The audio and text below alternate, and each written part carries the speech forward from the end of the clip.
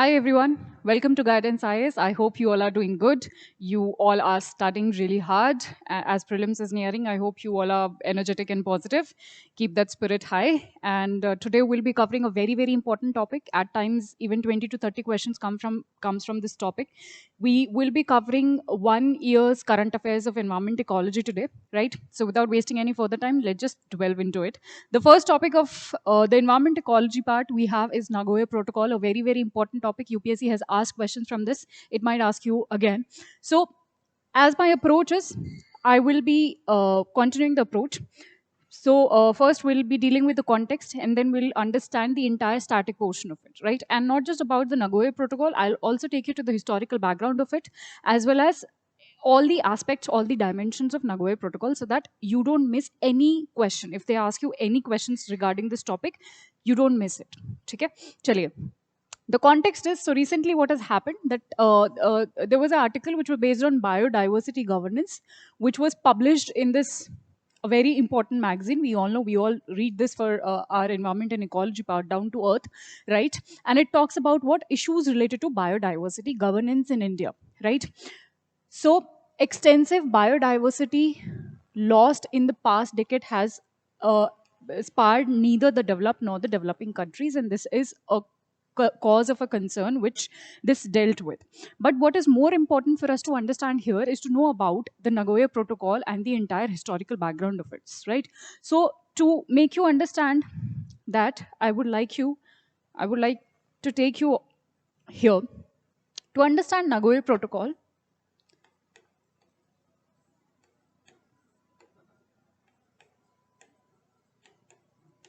Nagoya Protocol we're dealing with.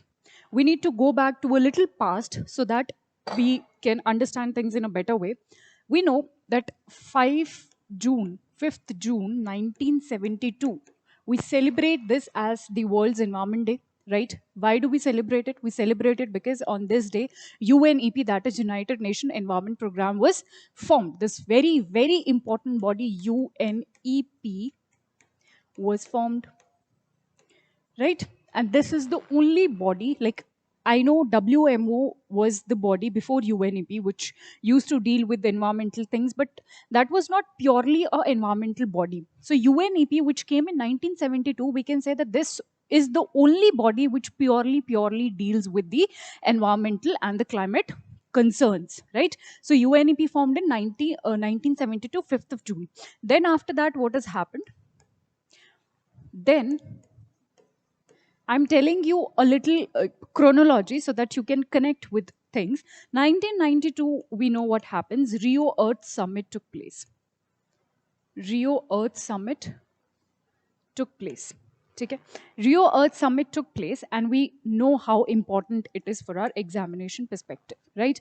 Now, Rio Earth Summit ke kuch outcomes the. What were those outcomes? So there were some outcomes. The first outcome was UNFCCC. ठीक है. Second was UNCBD. Third was UNCC, and then Agenda 21. These were the 4 outcomes of Rio Summit, ठीक है, of 1992. What is UNCCC? UNCCC is United Nations Framework on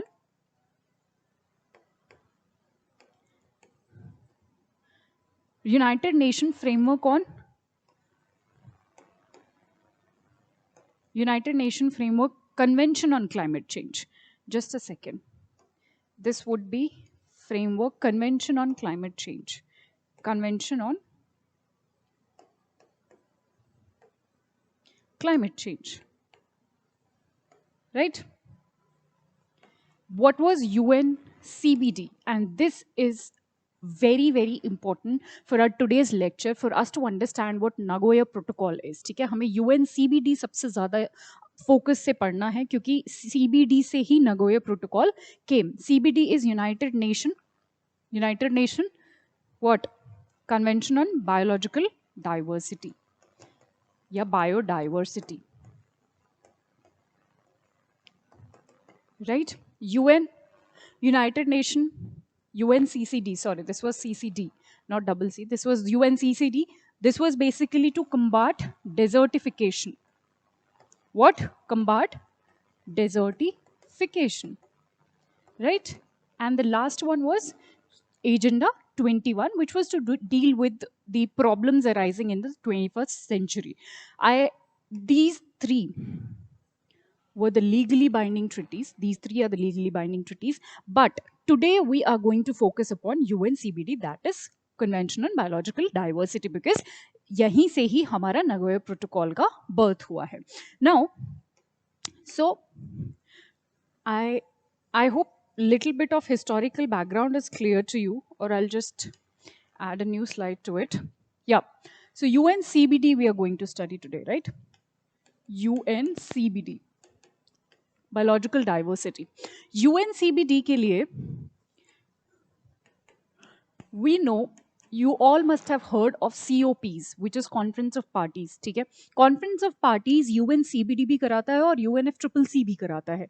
So I want all of you to clear your doubt here first of all. UNFCCC and UNCBD. Both of these body they conduct COPs, which is Conference of Parties. ठीक है?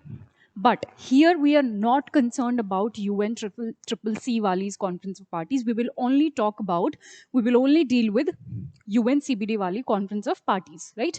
Conference of Parties, the important meetings or the important sessions of Conference of Parties related with CBD is COP number 5 and COP number 6, so COP number 10. Right? What is COP number 5? COP number 5 में we came up with Cartagena Protocol. Cartagena Protocol. Right? Cartagena Protocol, and here COP number 10 we came up with Nagoya Protocol. Okay? I hope now you are able to connect with the things as to where have all these things came from. Okay? It started with UNEP, then Rio Earth Summit took place, wherein those were the 4 outcomes which I've told you, UNFCCC and CCD and CBD. Okay? Those were the outcomes. और उसी CBD की Conference of Parties में these 2 things took place. In one of those sessions, session number 5 में Cartagena Protocol we came up with Cartagena Protocol, and in session number 10 we came up with Nagoya Protocol, right? So Cartagena के बारे में भी मैं बताना चाहती हूँ, because they have asked about Nagoya Protocol, they might ask you about Cartagena Protocol as well, so you must know about it. So it deals with LMOs. It deals with LMOs, or living modified. LMOs are living modified organisms. Living modified organisms, right?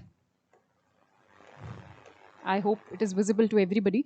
Living modified organisms, it deals with this. What exactly in LMOs का करते क्या है? In LMOs का exactly किस चीज़ के साथ deal करते हैं? So basically export जो होता है, export या import जो होता है LMOs का, वो export import safe तरीके से हो. This is basically to make sure that their export and import is taking place safely throughout the countries. The export and import of LMOs is taking place safely, and they have different criteria, different parameters, and different things to get this implemented, right? बहुत सारे इनके पास तरीके हैं जिससे वो इस पूरे process को implement करवाते हैं, ठीक है? जिससे कि living modified organisms को कोई भी harm ना पहुंचे while they were getting imported or exported from one and another countries, right? Now we come to our today's topic, which is Nagoya Protocol. It basically deals with ABS. ठीक है? ABS is access and benefit sharing. Access and benefit sharing, I'll just write it here. This is access and benefit sharing.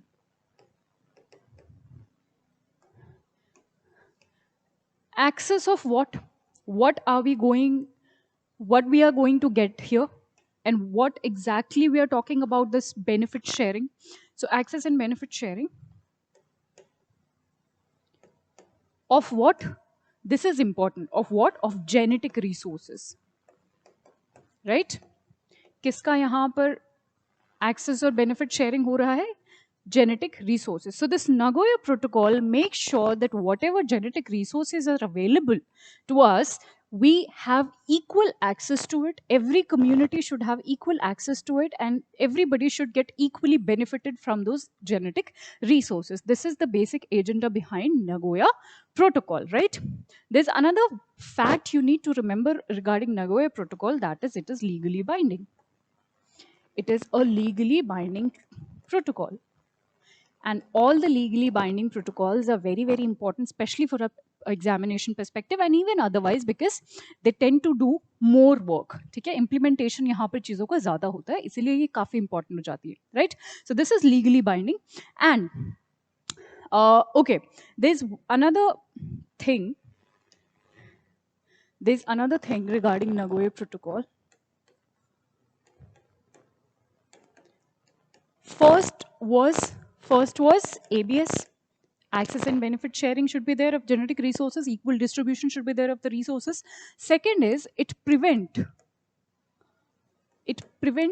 bioprospecting. Now, what is bioprospecting? It prevents bioprospecting. See, you know, a lot of times बहुत सारे जो traditional लोग होते हैं, उनके पास बहुत सारे resources की traditional knowledge होती है, right?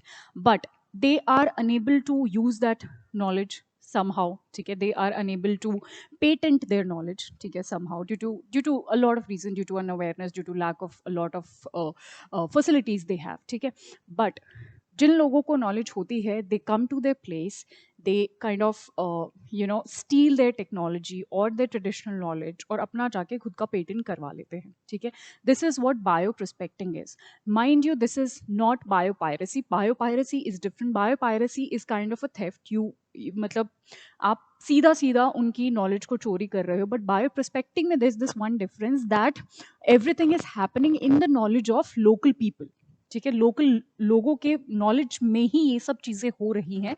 दो yes, it is also a kind of a theft, but there is a difference. Biopiracy is a worst form of this thing, bioprospecting, you can say. ठीक है, so this is happening in the knowledge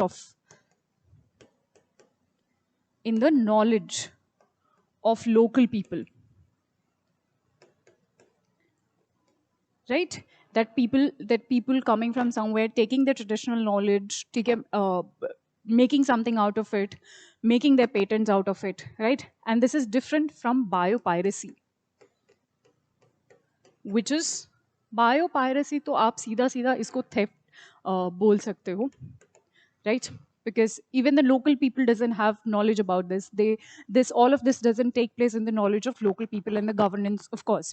So that is like theft only. So this Nagoya protocol also prevents bioprospecting. कि bioprospecting में नहीं होना चाहिए. Traditional knowledge जो है वो उन्हीं लोगों के पास होना चाहिए जिनके जहाँ से वो native, जहाँ का वो native है, जहाँ से वो belong करता है. So you cannot really take it from them. ठीक है? This was the second point about it. Third is not exactly, this is not the third point, but there's one thing which came up during Nagoya protocol only, which is Aichi targets. Aichi targets. Nagoya, we know, is a city in Japan. ठीक है, Aichi targets में there were 20 targets we came up with.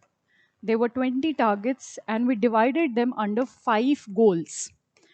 I am not going to list out all the 20 targets here because that's not the topic of the hour. But definitely this is again a very important topic. I want all of you to go to your notes again and revise these Aichi targets, all the goals, and all the targets under these 5 goals. This is also basically to protect the biodiversity and the resources. ठीक है, the equitable distribution. So different 20 targets हमने different set करे हैं. वो आप पढ़ेंगे जाके, एक बारी देखेंगे. और इसी से इंस्पायर होके, इन्हीं Aichi targets से इंस्पायर होके, we India also came up with our own Aichi targets, but we have 12 Aichi targets. ठीक है, initially अगर global level की बात करें तो we have 20 targets, but अगर if we talk about at our national level, India में we have 12 Aichi targets, right? And you have to read these 12 targets also. आपको बहुत सारी similarities मिलेंगी between these 20 targets and these 12 targets, but again there are certain differences as well, क्योंकि बहुत सारी चीज़ें ऐसी हैं जो हमारे सिर्फ national level पे important है, तो वो हमने 12 targets में include किया है. I want all of you to read, just have a look at these 20 targets as well as these 12 targets that we have at our national level, right? I hope Nagoya Protocol is clear to you now. Okay, that was all about Nagoya Protocol. But there is another one thing which you have to read here. That is, first of all, CBD and Nagoya Protocol is clear. The entire historical background, ठीक है, कैसे कैसे, all the chronologies, everything is clear to you. Okay. Now, another thing which is very, very important here, that is Biological Diversity Act of 2002. To make you understand this thing, I would again like to take all of you to this page. So, Biological Diversity Act of 2002, a very, very important act. Okay, हालांकि इसमें अभी recently there was an amendment and we will read about that amendment as well. Do not worry, I'll tell you कि इसमें क्या loopholes से अभी amendment में हमने क्या corrections करे हैं, और उस और amendment के उस amendment में भी अभी बहुत सारे concerns हैं. उसमें भी जो नया amendment आया उसमें भी loopholes है, but I'll be dealing with everything, every point of it. So do not worry, we'll come to this topic in a while. Okay, but right now we are here to read about Biological Diversity Act of 2002. This was basically to prevent bio prospecting and biopiracy.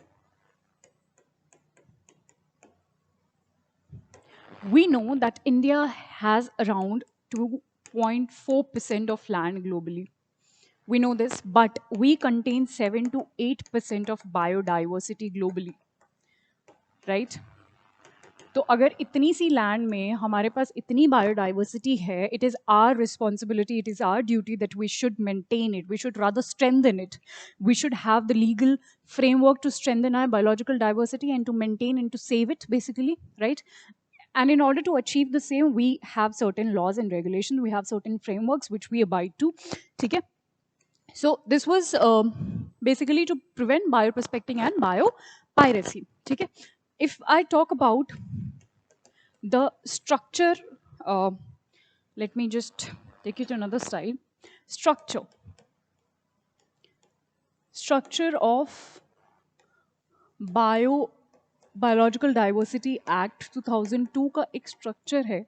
उस structure के according we have three authorities which take care of saving the biodiversity, or which takes care of the biodiversity present in our country. The first is what? National authority. National authority. It basically advises the central government regarding the biological diversities only. ठीक है, how to save them, what exactly to do them in order to mitigate the adverse impact it is having, right? So it is basically regarding, or it is basically to help the central government. Next is we have national authority, and next we have state authority. State authority, as the name indicate, it is basically again to help the state government, ठीक है, so that they also, क्योंकि state level पे भी we have responsibility to save the diversity, so state authority comes into play at that place. And then we have district authority.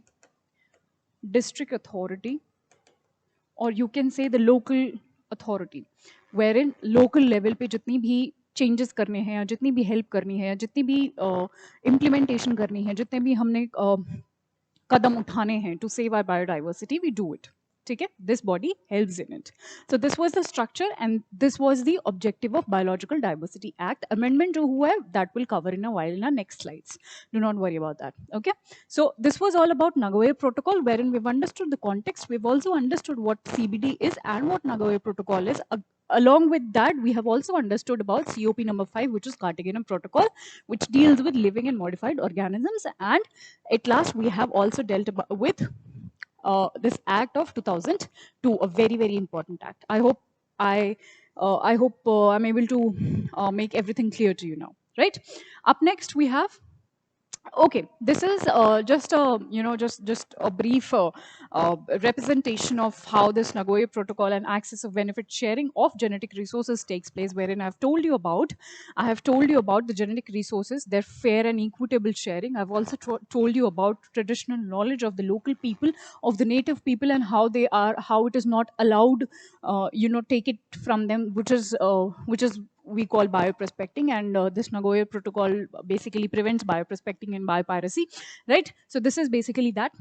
Up next, the next topic is Second World Ocean Summit. So we are going to, in this entire yearly current affair, we're going to read a lot of indexes and reports. ठीक है, बहुत सारे indices और reports हम पढ़ने वाले हैं, उसमें बहुत सारे facts हम पढ़ेंगे, right? So I would want all of you कि जहाँ पर जो भी समझाने की चीज़ है, I will make you understand every bit of it, but कुछ चीज़ें हैं, बहुत सारे फैक्चुअल चीज़ों के साथ वो डील करेंगे, बहुत सारे फैक्ट्स हम पढ़ेंगे. So there is nothing to make you understand in those facts.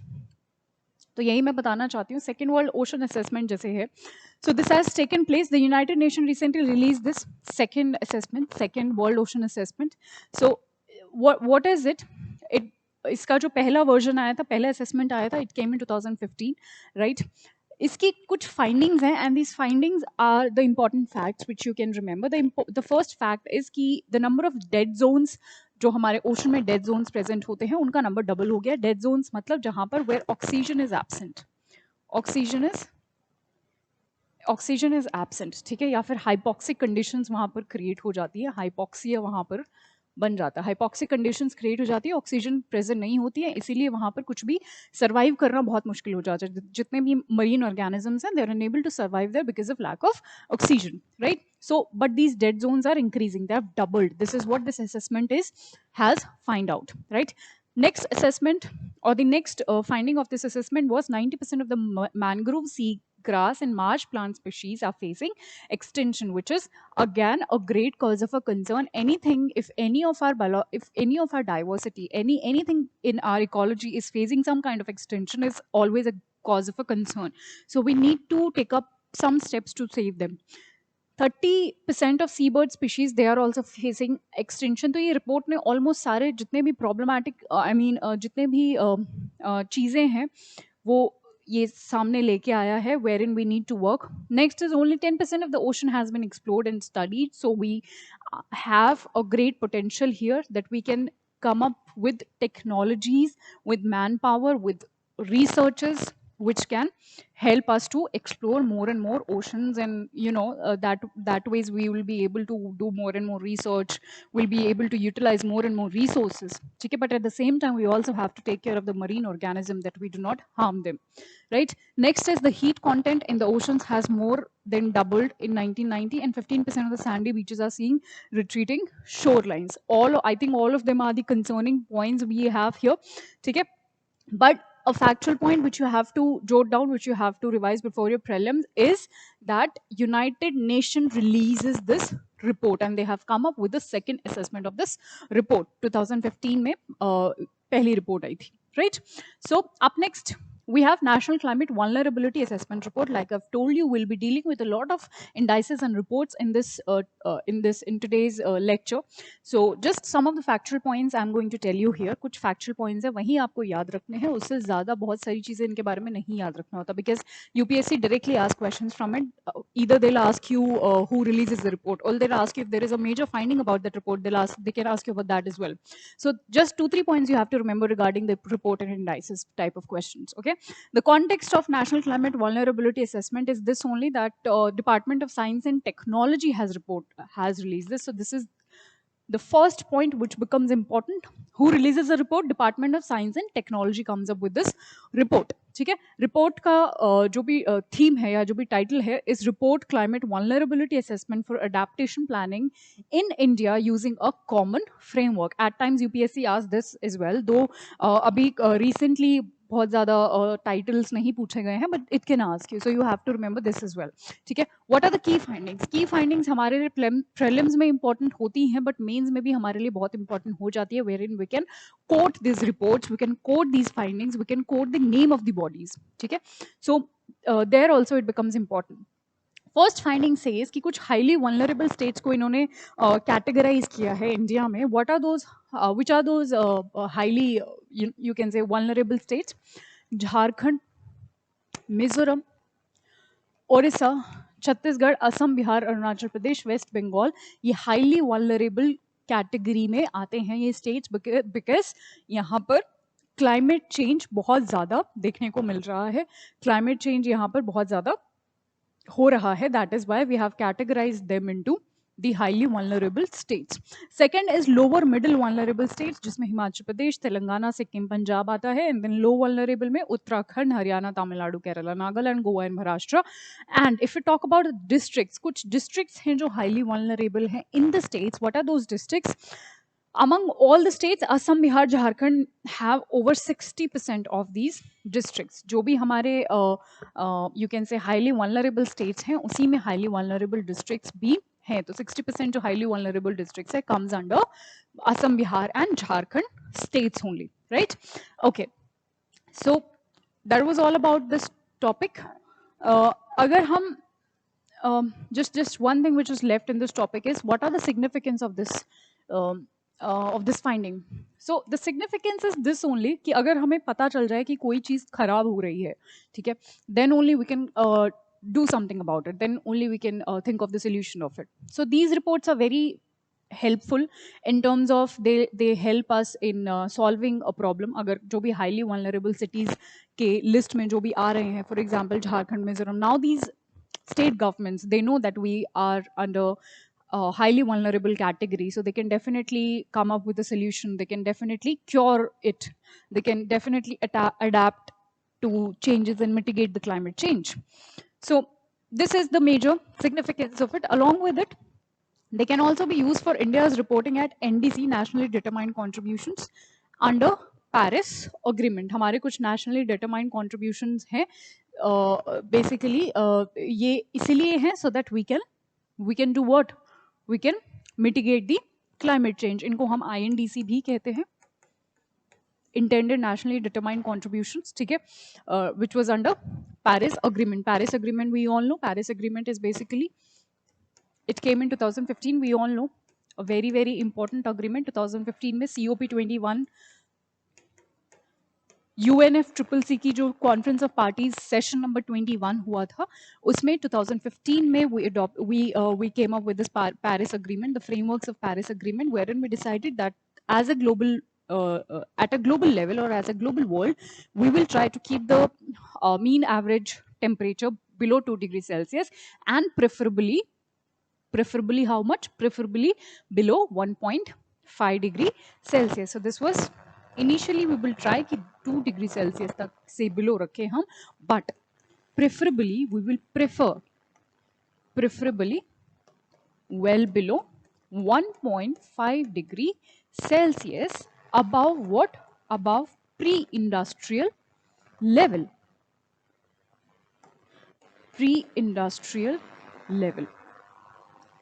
Right? This was the major goal of Paris Agreement. As you can see here, that we tried to reduce it to 2%, but preferably we'll prefer it to stay below at 1.5 degrees Celsius below, above pre-industrial level. It also talks about 100 billion financing. Okay, this we will read in COP26. Do not worry, I'll tell you about this mobilizing finance mobilizing point. COP26 में हम ये वाला point अच्छे से cover करने वाले हैं, right? Apart from that, we will also be dealing with carbon neutrality जो हमें 2050 तक achieve करना है. We'll also deal with this in COP26 only. तो ये सारे points हम COP26 में deal करने वाले हैं. Do not worry about that. Okay? So that was all about it. Up next, we have State of the Global Climate 2020. Again, a report. Okay? So the first question first, who releases it? WMO, World Meteorological Organization, which again is a body at a global level which deals with what? The climate changes only, basically. So this releases the state of the global climate for 2020. ठीक है? अच्छा, next question आता है कि okay, WMO released this, but WMO released this, but what were the key points? What exactly WMO has to say about it? The first is global temperature. WMO told that global temperature 2020 was one of the 3 warmest years. So the global temperature is increasing despite a cooling La Nina event. We'll know there are 2 events we have, El Nino and La Nina. This you will read in your geography in detail, but this is basically related with the warming and this is related with the cooling. Warming and cooling of temperature, the entire process, the Peruvian coast and everything, वो आप अपनी geography में पढ़ेंगे, how exactly they take place, इसकी वजह से कौन से exactly location पे बारिश होती है, इसकी वजह से क्या होता है, ठीक है, that you'll cover up in your geography part. We're not dealing it here, right? So the global average temperature was about 1.2 degrees Celsius above pre-industrial level in 1900 के level की हम बात करते हैं whenever we talk about pre-industrial level, as I was talking about, I was talking about this in Paris Agreement also, right? Next key finding was about greenhouse gases. It says the greenhouse gases is also increasing 2019 or 2020 में GHGs का काफी increase हुआ है. If the next finding was about oceans, wherein they told that 80% of the oceans have experienced at least one marine heat wave. Heat wave आई है, at least एक heat wave हर एक ocean ने face करी है in 2020. This is what it said about the oceans.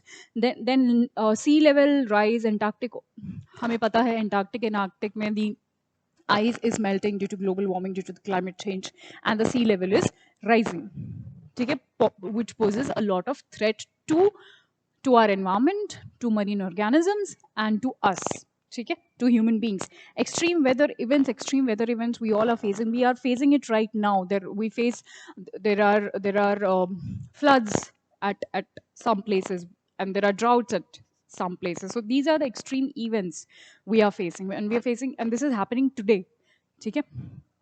So yeah, that was all about that report. Up next, we have Global Energy Review 2022. Again, a report. And who releases it? IEA, that is International Energy Agency, releases this report. International Energy Agency की अगर हम बात करें, so this is basically, this body is to make sure to make sure that we get affordable and clean energy. ठीक है, ये एक global forum है which ensure that everybody should get affordable and clean energy globally, right? They have released this report called Global Energy Review 2020. This is very easy to remember since energy department is releasing it. So, and the you can say this report itself, the name itself of the report is Global Energy Review 2020. What are the key findings of this report? Key findings says that global energy जो demand है is projected to fall 6% 2020 तक. ये 6% fall होना है, right? It is projected this much. This will be the steepest decline in the percentage in terms of 70 years of the largest ever absolute terms. और जितने भी fuels हैं except renewables, सबकी demand कहीं ना कहीं decrease होने वाली है, and this is how it should be. Renewable energy की demand या renewable sources से जो energy का production होता है, that should be increased. On the other hand, the conventional sources of energy, like for example, coal is the biggest conventional source of energy we use, especially India use especially, should be decreased. And that is what we have promised at COP26 as well, a conference at Glasgow which took place. We'll read about it, do not worry. We'll read it in detail, what all happened at 26 COP26. But yes, renewable energy से जो भी energy का production है, that should be increased, and this is what the report has also found out. Next is the projected 6% decline would be more than 7 times in the impact of 2008 financial crisis on global energy demand. And the last point, it says key advanced economies will experience the greatest decline in the energy ka demand. Okay? Though country like us, the developing countries, they are also doing their best to use more and more renewable sources of energy as to produce the energy, right? But the report says that advanced economies जो हैं, the developed economies will be the one which will be utilized, or which will face the greatest decline in terms of, you know, using the conventional sources of energy, और या फिर उनकी energy demand कहीं ना कहीं काफ़ी कम हो जाएगी. This is what the report has to say. Up next we have Indian rhino vision 2020, a very important topic.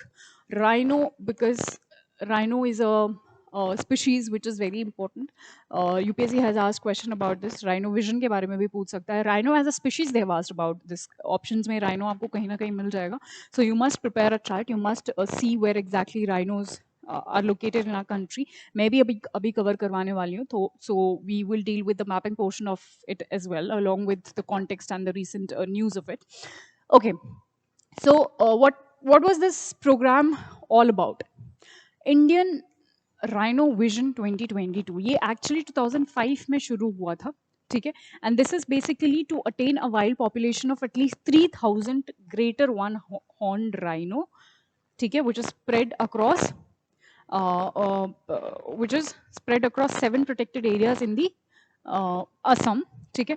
अगर हम वो 7 प्रोटेक्टेड एरियाज की बात करें जहां पर ये असम में मिलता है, so that is Kaziranga, Pobitora, Orang national park, Manas national park, Laokhowa wild life sanctuary, ठीक है, Burachapori wild life sanctuary and Dibru Saikhowa wild life sanctuary. यहाँ पर ये सारे प्रोटेक्टेड एरियाज हैं where one horn rhinos are found, right? If we talk about the translocation, what is this translocation? Translocation basically, translocation का मतलब है जहाँ पर rhinos की population ज़्यादा है वहाँ से हमें कुछ rhinos को निकाल के we have to translocate them or we have to shift them to the protected areas where rhinos are less in number, right? So what exactly it is? It is basically, just a second, it is basically that yeah, it is basically that, like for example, Kaziranga has large population, around 50 to 60% of population of rhinos are found in Kaziranga, ठीक है? तो काजीरंगा से हमने कुछ rhinos को we have to translocate them, or if you do not understand the meaning of translocation, the easiest word to replace it is to shift, that we have to shift it to other national parks. Like for example, मानस में हम shift कर देंगे, ठीक है? दिब्रू साइखोवा में हम shift कर देंगे. So that ways, ठीक है? This is what translocation means. Okay, and this we are doing. This is one of the thing we have envisioned under Rhino Vision 2022. Okay. Okay, now if we talk about the protection status or the IUCN status of rhino, so Java or Sumatran rhino जो हैं, they are critically endangered because they are very very less in number, wherein the greater one horned rhino, ठीक है, जिसको हम Indian rhino भी कहते हैं, is vulnerable, has vulnerable status. So this is something you have to remember. They might confuse you, UPSC might confuse you with its IUCN status, but you have to be clear with it that Java and Sumatran rhino has critically endangered status, wherein the Indian rhino has what vulnerable IUCN status, क्योंकि हमारे यहाँ काजीरंगा में काफ़ी population मिलता है इसका, ठीक है, rhinos का. Okay, so another factual point which you have to remember regarding one-horned rhino is that there are 3 species of rhino which is found in Asia. The first one is great one-horned rhino, जिसको हम Rhinoceros unicornis भी कहते हैं. Another is Java and Sumatran. We have already dealt with their IUCN statuses, which you have to compulsorily remember, right? Next is the 5 rhino ranges we have is India. Apart from India, it is also found in Bhutan, Nepal, Indonesia, and Malaysia. This is the range of the countries where rhinos are found. I'll just show this to you in map also in a while, ठीक है? But हमारे लिए जो ज़्यादा important है वो है is to read about Indian, is to read with the Indian perspective, क्योंकि questions हमारे पास India के perspective से ही कहीं ना कहीं आएगा. Definitely we should know about this fact as well कि मलेशिया, इंडोनेशिया में भी मिलता है, नेपाल, भूटान में भी मिलता है, but India के perspective से we have to go in a little detail of it. So they have signed a declaration, the New Delhi Declaration on Asian Rhino 2019 for the conservation and protection of these species. Okay. All right. So this was the map I was talking about.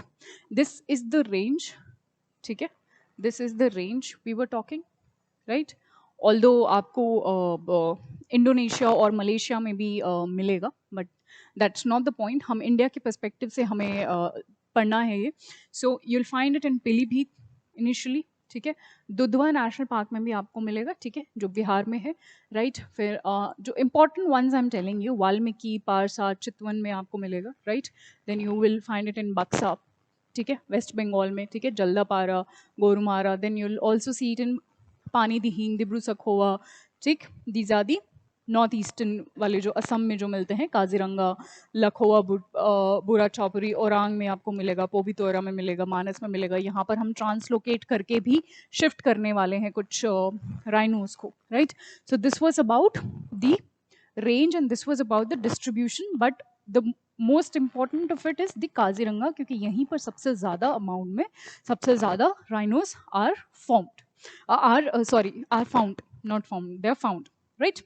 All right, then up next we have protected planet report 2020, again a report. Okay, so just 2-3 things you have to remember about it. Like I always say, that who releases it, ये आपको याद रखना है. And the next point is if there is any key finding about that report. So just the 2 things you have to remember with respect to the report and indices वाले questions. Just 2 things. Okay, उसमें से अभी सबसे जो important है, that is who releases the report. This you have to, like cram properly. So the report, which titles Protected Planet Report 2020, it is basically, it underlined the progress of the world has made towards the ambitious goal agreed by countries in 2010 at the UNCBD. UNCBD. UNCBD के बारे में हमने अभी पढ़ा है. UNCBD, we have read about the historical background of it as to how exactly we've reached to UNCBD. फिर उसमें हमने जितने भी sessions, उसके the important sessions like for example Cartagena and Nagoya, we've read about it. But थोड़ा सा हम यहाँ भी जान लेते हैं that it is a legally binding treaty, right? And now, if we talk about the report of the findings of this report, it says that there is an increase in the protected areas. Protected areas, we know protected areas क्या होता है, like for example national parks वगैरह जो हैं उनको हम protected areas ही बोलते हैं. So as many as 82% of the countries in the territory have increased.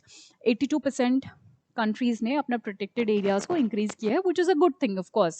The ecology or the biological diversity or the animals only are getting protected, which is a good thing for us. Next is key biodiversity areas. So they have also these sites that contribute significantly to the global persistence of biodiversity. So there was an increase in these sites also. So this is also again a positive point which was found by this report. Okay, so that was all about this protected planet report. यहाँ पर apart from this report, CBD becomes an important point, right? CBD wala point you have to remember. It's a factual point. Next is global methane assessment. Global methane assessment. First, we'll understand what is the context of this, and then we'll come up to the current situation of this entire thing. So recently what has happened, there was a report which titled Global Methane Assessment, Benefits and Cost of Mitigating Methane Emissions. They suggested that the world needs what? Dramatic cut in methane. They suggested that we need to cut down the usage of methane as it is impacting our environment. We all know this, as it is altering with the climate. So we need to cut down to the methane emissions to avoid the worst impact of climatic changes. All right.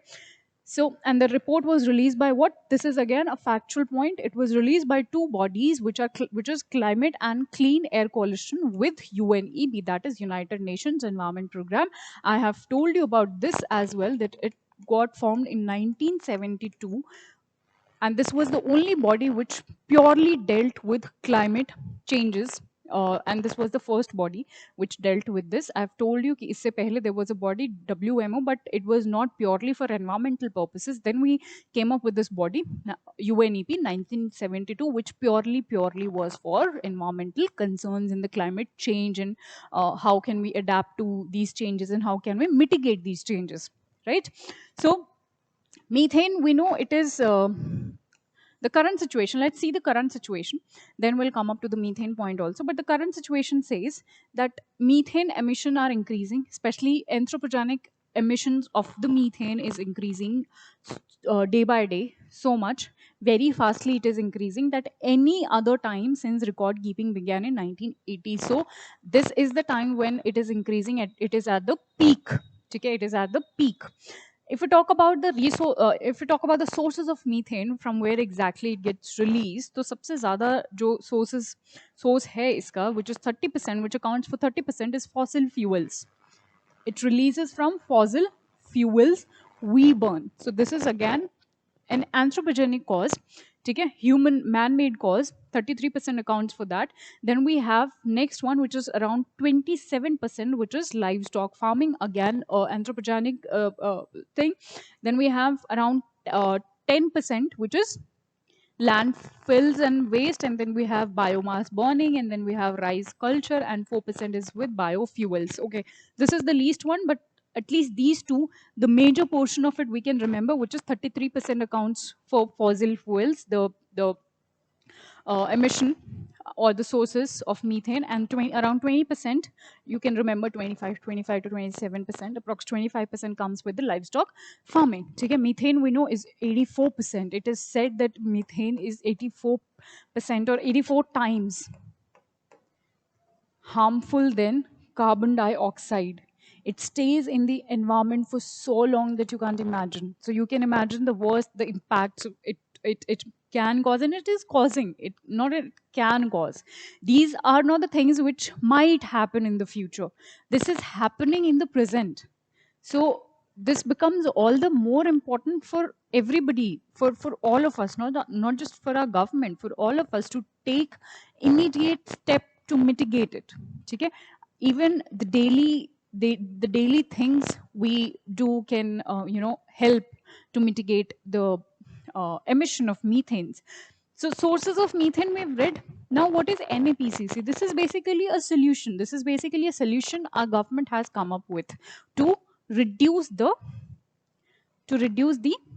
emission of methane in our environment. NAPCC is basically is what it is: National Action Plan on Climate Change. This is National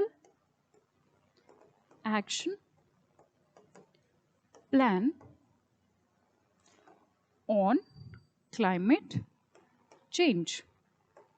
So this was as a solution, this was a solution which our government came up with to reduce the climate change in 2008. 2008 में ये solution के साथ आई थी, and in this NAPCC we had 8 goals. We had 8 goals, ठीक है? In 8 goals को achieve करके we basically had this framework that we will achieve these 8 goals, and we will basically help the environment to become clean, or basically to mitigate these harmful gases being released in the atmosphere. ठीक है? जो ये 8 goals हैं, ये भी हम detail में पढ़ेंगे in the upcoming slides. So do not worry about these 8 goals. I'll tell you each and everything about these 8 goals as well, right? So this was about the methane part. Up next we have used cooking oil based biodiesel. ये भी काफ़ी time से ये topic news में है, and it is a very important topic as well. So context recently, what has happened regarding this thing. So Union Ministry of Petroleum and Natural Gas, they have flagged off the first supply of UCO, which is used cooking oil based biodiesel blended diesel. इसका अगर हम background की बात करें, हमें पता है used cooking oil, people do what? They keep on using it. They keep on using it again and again and again, which is important for the human health as well. तो उसी के solution के लिए हम आए थे that इसको हम use करके, इसको used cooking oil को use करके हम basically इसको diesel में use कर सकते हैं. This was the entire thing, right? So to create an ecosystem for collection and conversion of UCO into biodiesel, like I've told you that we are planning to convert this used cooking oil into biodiesel, as it is very harmful for the human health. Using this oil again and again ठीक है, उसी same oil को हम बार बार बाबा use करते रहते हैं, is very harmful for our health. I'll tell you what all are the complication it might cause to human health. But as of now, we are the government is of the vision that they will be converting UCO into biodiesel. So this was the thing. If we talk about the concerns, there are many concerns related to UCO, which is used cooking oil. Like for example, it can अगर हम बार बार उसी तेल में उसी oil में fry करते रहेंगे, it might cause what? It might cause erythrosclerosis. Erythrosclerosis is basically, you can say, cholesterol का प्लेक डिपॉजिट हो जाता है on the walls of arteries which causes erythrosclerosis. If we talk about Alzheimer disease is in a very layman's language is kind of a memory loss. तो brain पे इसका impact पहुंचता है, right? तो frying के टाइम पे क्या होता है, several properties of the oil are altered, और इसी की वजह से वो हमारे ह्यूमन हेल्थ पे काफ़ी इम्पैक्टफुल होता है. उसका जो टीपीसी है, which is total polar compound, they are formed on repeated frying, और ये टीपीसी ही, this total polar compound is harmful for our health, which forms if we repeatedly fry in the same oil, right? So, and to one of the initiatives of FSSAI, that is Food Safety and Security Authority of India. I think that's the full form of FSSAI. So FSSAI is the body which had came up with RUCO, which is an initiative. RUCO is repurpose. RUCO is what? Just a second. So FSSAI came up with this initiative so that we don't use this oil again and again, and it can help us maintaining our health. This stands for repurpose used cooking oil. ठीक है? This is also a factual point which could be asked in your examination. That is, RUCO was the initiative of which body? So this is the initiative of FSSAI. So ये वाला आपको factual point भी याद रखना है. All right. Up next we have gross environment product. Gross environment product. You all must have heard of GDP. ठीक है? Gross domestic product. It basically values the economic production of our country. It measures the economic production or the economic value of a country. ठीक है? On the similar lines, there is a new initiative we came up with, a government came up with, that is gross environment product. Gross environment product. So जैसे GDP talks about what? It talks about the economic production of a country. Economic production of a country in a particular year. GDP talks about that. GEP will be dealing with the environmental health. Environmental health of a country. ठीक है, environmental health के बारे में, because we had no body, ऐसी कोई body हमारे पास नहीं थी, and it is very necessary that while we are in a developing phase, ठीक है, it is very very important for all the developing countries that we must pay attention on our nature as well, on our natural resources as well. So there should be a sustainable development, ठीक है, ताकि development भी होता रहे, as well as the environment also should not get impacted, right? Okay. So recently what has happened, Uttarakhand government has announced this initiative. Uttarakhand government, or Uttarakhand is the first state, Uttarakhand has become the first state to announce this. ठीक? Okay. GEP का मतलब मैं आपको बता चुकी हूँ. What was the need? Uttarakhand में बहुत सारी बायोडाइवर्सिटी है. The state has over 71% area under forest, but you will be very shocked to know that there are so many, the ecology is good, ठीक है, there are so many rivers, but still that state faces water crisis at times. The state is facing pollution. So it becomes very important that a proper maintenance should be there, and a proper maintenance can only be done when we have a proper framework, when we have proper laws to implement things. Okay? So to achieve the same thing and on the same lines, GEP was very very necessary. Okay. If we talk about certain national parks, I thought to put this map here because since we are talking about Uttarakhand, it is very important. Uttarakhand में बहुत सारे national parks और sanctuaries हैं जो कि हमारे exam के लिए directly important है. important है. So I thought to put this map here.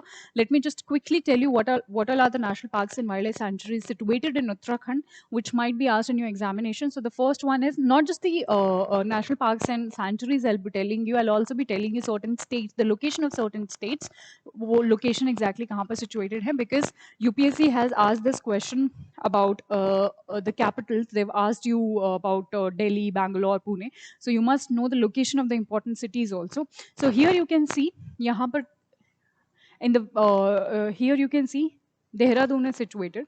Haridwar is south to this. Okay. Then apart from this, you will see Nainital is here. Almora is situated here, right? Kedarnath, a very, very important site, even for our examination, is situated here. Now, if we talk about certain national parks, so Rajaji National Park is situated here. Corbett National Park, very, very important part, is situated here near this Nainital. Nanda Devi, again, a very, very important place. Valley of Flowers भी यहाँ, Valley of Flowers यहाँ पर situated है. ठीक है. And what all are the other states which border Uttarakhand? तो हरियाणा यहाँ से border कर रहा है. Himachal Pradesh, the northern, I mean the northwestern part, Uttar Pradesh, here it is bordering. So these are the 3 states which border. ठीक है. China, Nepal are the international boundaries it touches with. ठीक है. So this is a brief map of certain national parks and sanctuaries which are situated in Uttarakhand. All right. Chaliye. Up next, we have National Dolphin Research Center. Again, a very, very important topic because we are dealing with a very, very important species. We are dealing with the aquatic animal of our country, national aquatic animal of our country. Hence, ये बहुत important है. Okay. So, context क्या है? That recently Ministry of Jal Shakti, they have expressed a displeasure कि आप project dolphin को लेके काम अच्छे से नहीं कर रहे हो. This is what ministry of Jal Shakti has said. But what is important for our examination perspective is to understand about the entire project, about the species dolphin, about its IUCN status, about its the location where all it is found, and all those things. ये हमारे लिए important है. So the initiative, if we talk about, so this initiative got approval in 2019 at the first meeting of NGC, that is National Ganga Council. So far, NMCG जो है, that is National Mission for Clean Ganga, which implements this Namami Gange, they have been taking certain initiative to save the dolphins. So this is the body which deals with saving the dolphins and the protection of dolphins, basically. If we talk about the key points which is related with the Gangetic dolphins, so the first point would be इसका सबसे पहला नाम, which is Platensia gangetica. ठीक है. Discovery 1809 में it was officially declared, and the habitat, if we talk about, again this is the most important point I guess for our examination perspective. ये मिलता है Ganges and Brahmaputra, Meghna, and I mean this range they've told. Apart from this, Karnafuli, Sangu river में भी ये मिलता है, which these are the 2 rivers of Nepal. But as of our examination perspective, जो Indian rivers हैं या Indian rivers के जो भी marine species हैं, they are of most importance. ठीक है. So this was the habitat of the dolphins. उसके अलावा, if we talk about where exactly they live, or are they the brackish water species or the freshwater species? So they only live in fresh water, and they are essentially blind. So this point you have to remember. UPSC can confuse you with this. If they are brackish water species or the freshwater species, they only live in fresh water, and they are essentially blind. If we talk about the conservation status or the IUCN status of dolphins, they are scheduled under Indian Wildlife Protection Act of 1972 under Schedule 1, and endangered इनका IUCN status है. If we talk about the sites के कौन से appendix में ये fall करता है, appendix number 1, which deals with the most endangered species. Sites is Convention on International Trade in endangered species, ताकि endangered species का trade जो है वो fair तरीके से properly हो सके. This was the body. So इसमें बहुत सारे appendices हैं. Appendix 1 में dolphin को हमने categorize किया है, right? This is the picture I've put so that you can have a physical difference, a physical distinction between a dolphin and a whale, right? Up next, we have IPCC 6th assessment report. Again, a very, very important topic. काफी news में भी था, और not just the current part of it, even the static portion is really, really important for us to read. IPCC, let us first see what was the context. So IPCC ने अभी अपनी second assessment report release करी है. Do not worry, I'll tell you what these assessment reports are. इनका कहाँ से origin हुआ है, क्या exactly ये है. So let me take you to this to get you into IPCC. IPCC को समझ लेते हैं हम, what IPCC is. Okay, so IPCC, we know that UNEP was the body which came in 1972, and before the WMO came. So these were the two bodies which came. Okay, pertaining to the dealing. So basically, they were to deal with the concerns and the things happening in the environment and to solve the issues our environment is facing. Okay, इन्हीं दोनों bodies ने मिलके they thought to come up with a new body.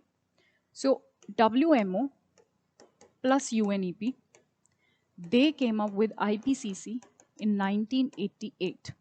They came up with this body. This is IPCC के बारे में अगर हम बात करें, this is not a scientific body. Okay, this is not a scientific body. Why this is not a scientific body? Because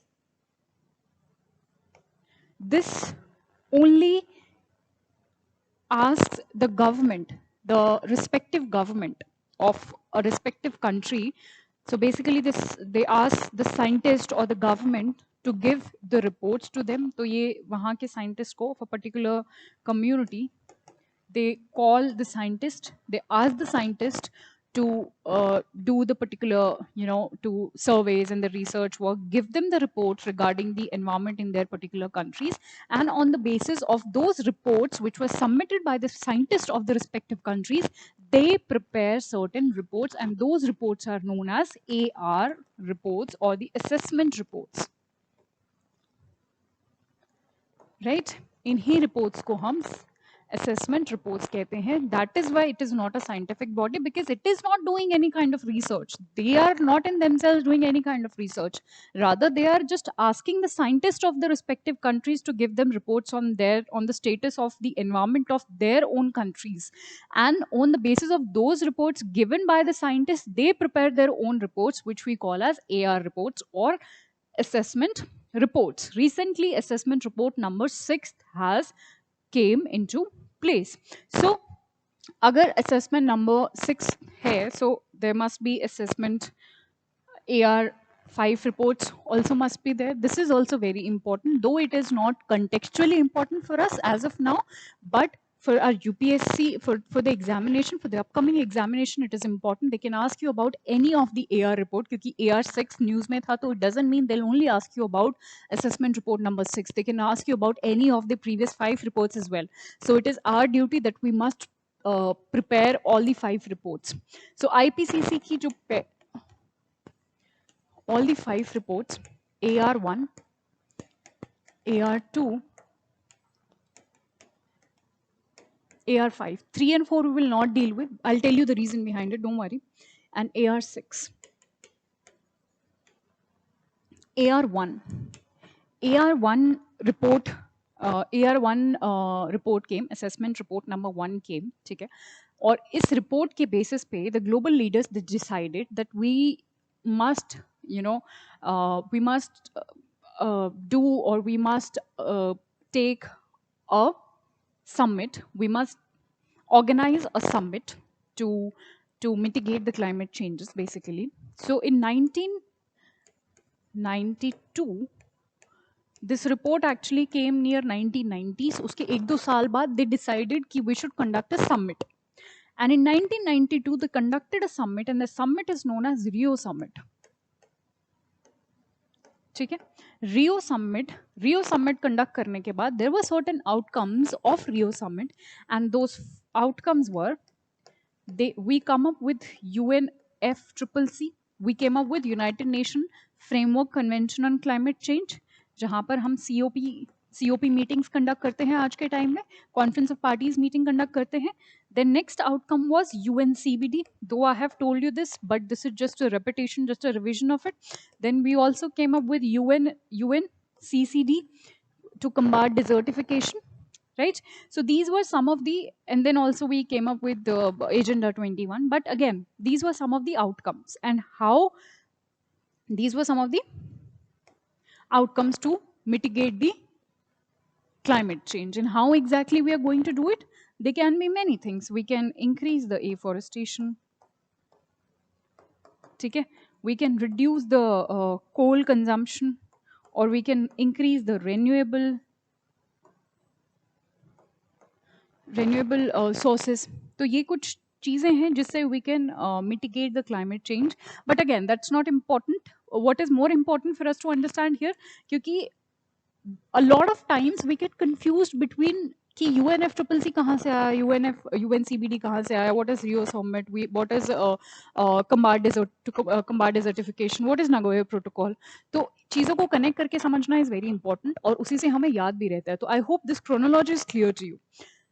Then, what came in assessment report 2? Now, the entire global community was of the opinion कि convention से कुछ नहीं होने वाला. We must come up with some protocol.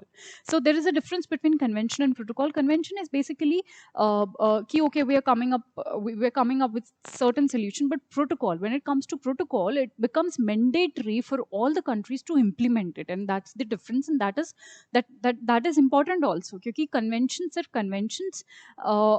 are not really useful. ठीक है, we had to come up with the protocols for the better implementation of the things, क्योंकि this is the need of the hour. हम अभी कुछ करना पड़ेगा, then only these things could be reduced. So protocol, we came up with the protocol. The protocol is known as Kyoto Protocol. So Kyoto Protocol came up during assessment report number 2. This is Kyoto Protocol. Kyoto is a city in Japan, we know. Kyoto Protocol, and we adopted this in 1997. Kyoto Protocol, you all know. Now, 3 and 4 also deals with Kyoto Protocol only, its ratification and its adoption and its implementation.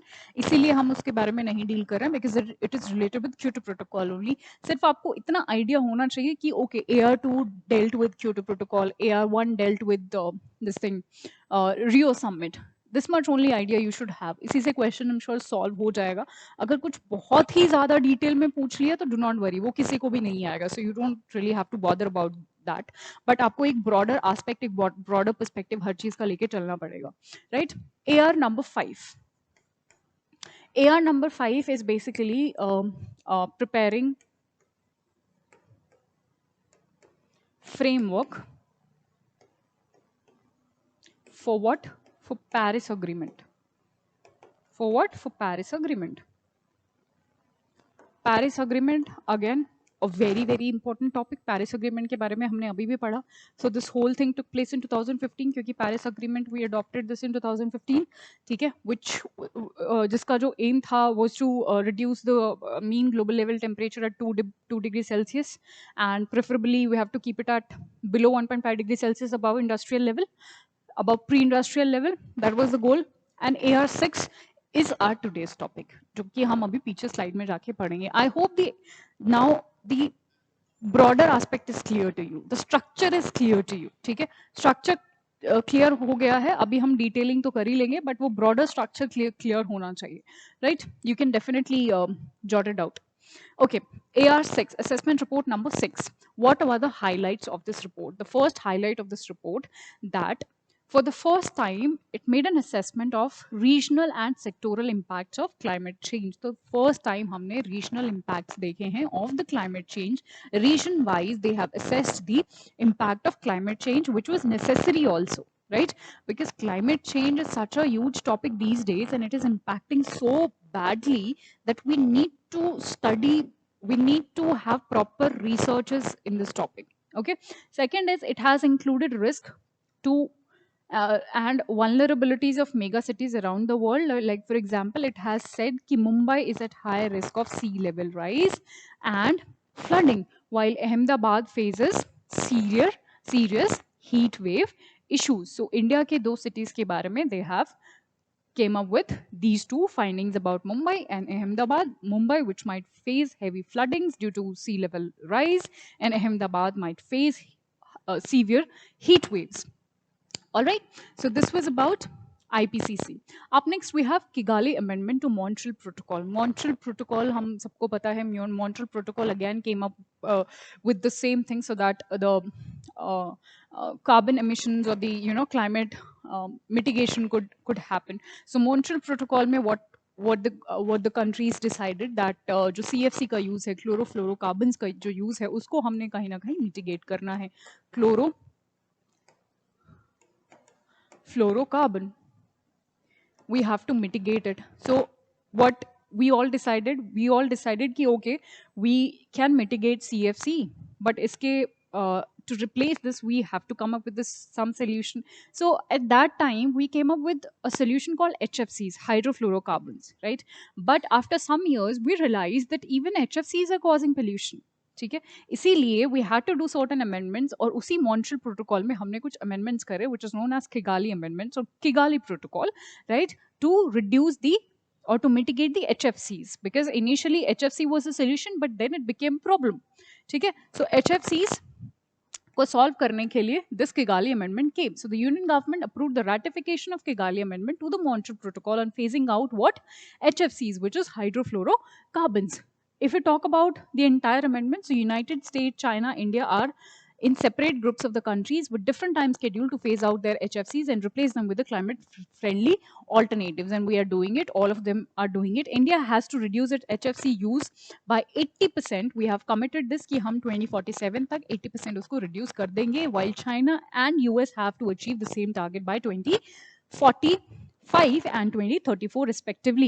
India will also complete its phase down of HFC in 4 steps. Like for example, हम इकट्ठे इसको नहीं करने वाले हैं. We have isolated and we have categorized the years, and we have categorized into 4 steps. Like for example, 2032 onwards, with a cumulative reduction of 10% by 2032. फिर उसके बाद 20% reduce करेंगे by 37, then we'll reduce it to 30% by 2042, and then 80% in 2047. This is what we have categorized into, and this is a good step also. ये अच्छा तरीका भी है. चीज़ों को अगर हम phases में या steps में break down कर लेते हैं, it gets easier for us to implement it and to achieve it actually. So this was Kigali Amendment and Montreal Protocol. All right. If we talk about the significance, India के लिए इसका significance क्या है? India, we know we are a party to Montreal protocol, right? So हमारे लिए तो ये और भी ज़रूरी हो जाता है that we take some steps if there is some amendment to Montreal Protocol only, so we must take some steps to implement that as well. Montreal Protocol on substance that deplete the ozone layer, ठीक है, we are the member of it. जो ozone layer depletion के बारे में बात करता है Montreal Protocol, we are the member of it. Okay, India has successfully met phase out all of the ozone depleting substances Montreal Protocol के according, because Montreal Protocol asked to phase out all the substances which causes ozone layer depletion, and we have certainly achieved it to some extent. Okay, India is one of the first countries in the world to launch the cooling action plan in 2019. में हमने cooling action plan भी launch किया था, and the ratification will signify that India is ready to compete in the market for low global warming potential, and we are at the low global warming potential. What is global warming potential? Global warming potential is basically, हम इसको carbon dioxide के comparison में जितनी भी gases हमारे पास हैं environment में, जितने भी हार्मफुल गैसेस हैं, उनको हम कार्बन डाइऑक्साइड के कंपैरिजन में देखते हैं that how much they are getting trapped into the atmosphere and causing pollution. So carbon dioxide is the parameter जिससे हम बाकी गैसेस को कंपेयर करते हैं कि how much they are harmfully contributing in our atmosphere, in our environment. So methane, अगर हम बात करें, ये कुछ GWP की लिस्ट है which I have put. So carbon dioxide, इसका जो GWP है for 100 years is 1. This is methane is 23, and maximum जो है, द मैक्सिमम हार्मफुल जो CO2 के जो कंपैरिजन में जो सबसे हार्मफुल गैस है, that is CF6, which is 2220. This is GWP or global warming potential. तो आप देख सकते हैं, this is in an increasing order if we compare them with the harmful nature. If we compare with carbon dioxide, तो methane इससे ज़्यादा harmful है, then NO2 is even more harmful than CO2, then HFCs are even more harmful than CO2s and HFC 13(4)A even further harmful. तो ये एक list also, this list also you have to remember. They can ask you, UPSC can ask you to arrange this, so they can ask you कुछ घुमा फिरा के वो question पूछ सकते हैं कि कौन सा ज़्यादा harmful है, या GWP value पूछ सकते हैं वो किसी भी चीज़ की.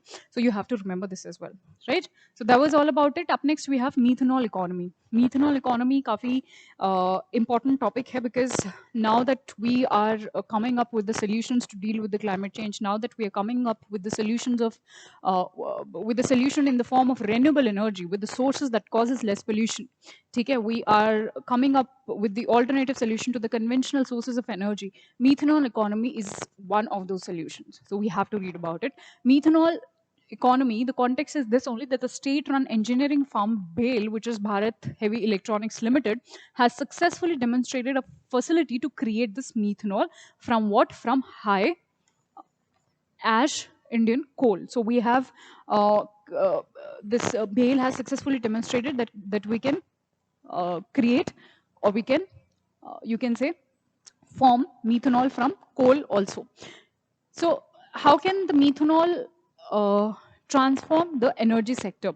This is the question. But before that, we must know that if we talk about the methanol economy only, so methanol जो है वो एक carbon this is is a carbon compound which can be formed through various or which can be produced from various things, which can be produced from coal, right? This is one of the sources it could be produced from. Then it could be produced from natural you can say the natural gases.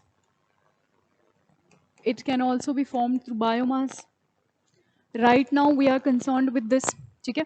So what is the significance of it? What is the utilization of it? How it can help our country, how it can help our economy to get better, how it can help our environment to get better? Uske liye, this is the first point, and this is the major point, the most important point we must know, कि ये clean energy है.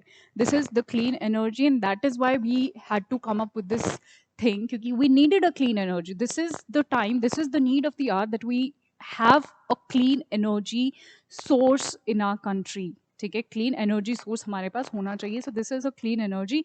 ये efficient भी है. Methanol काफ़ी efficiently burn होता है in all internal combustion engines, ठीक है, and produces no particulate matter भी नहीं फॉर्म करता, सूट भी नहीं करता, ठीक है. इसमें SOX और NOx जो है ये भी कहीं ना कहीं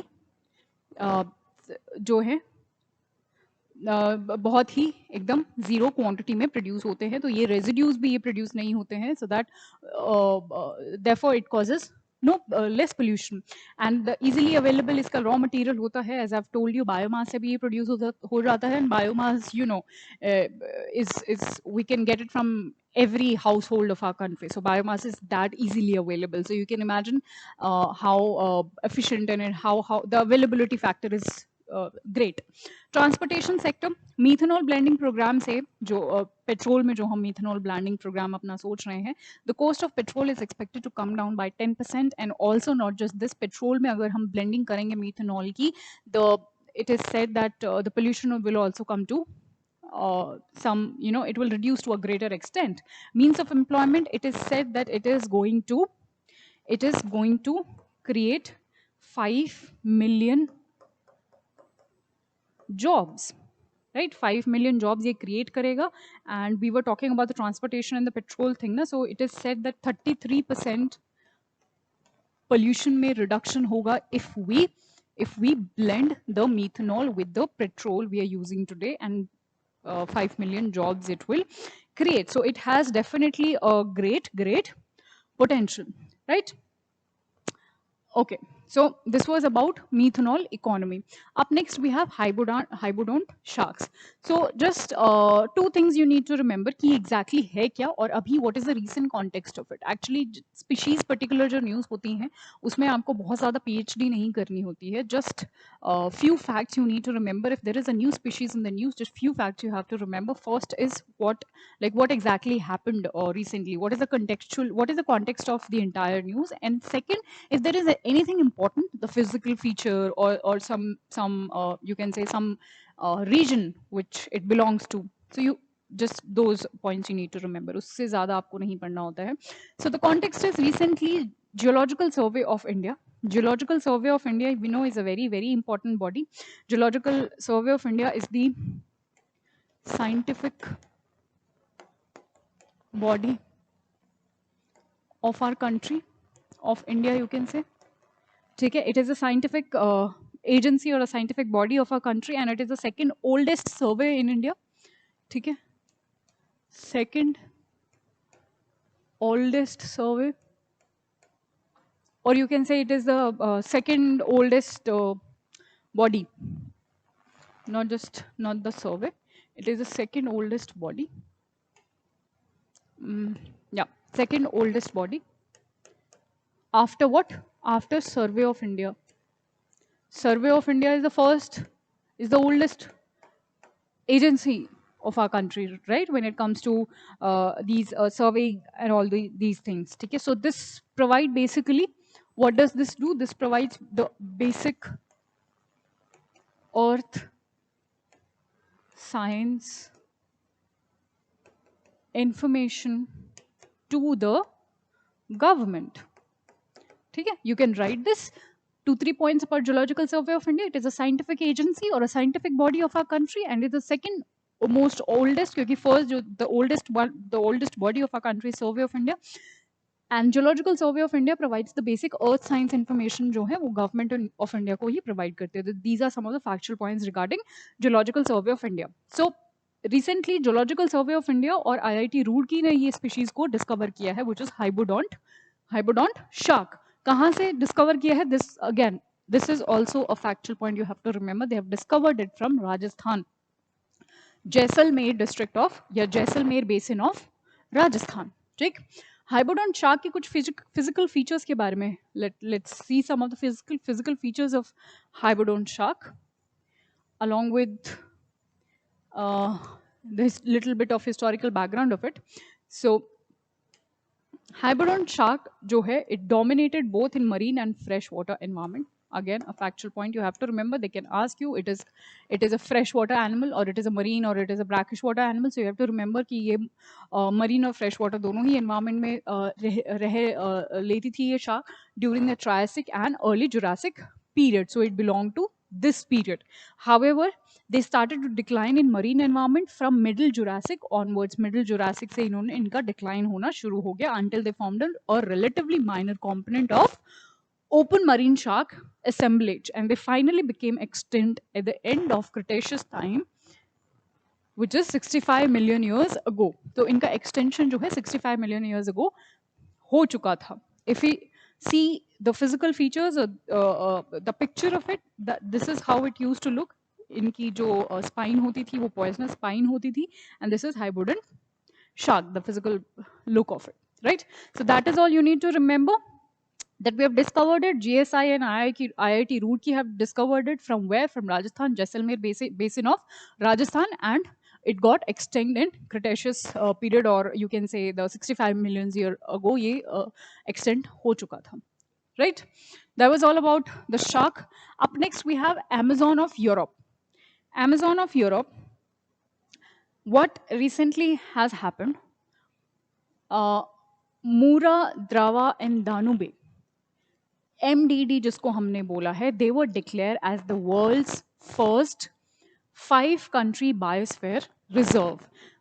world's first 5 country biosphere reserve. ऐसे आज से पहले इस कॉन्सेप्ट के बारे में आई एम श्योर आपने नहीं सुना होगा. This is the first time this kind of thing is happening, that 5 the 5-country biosphere reserve has been declared by what?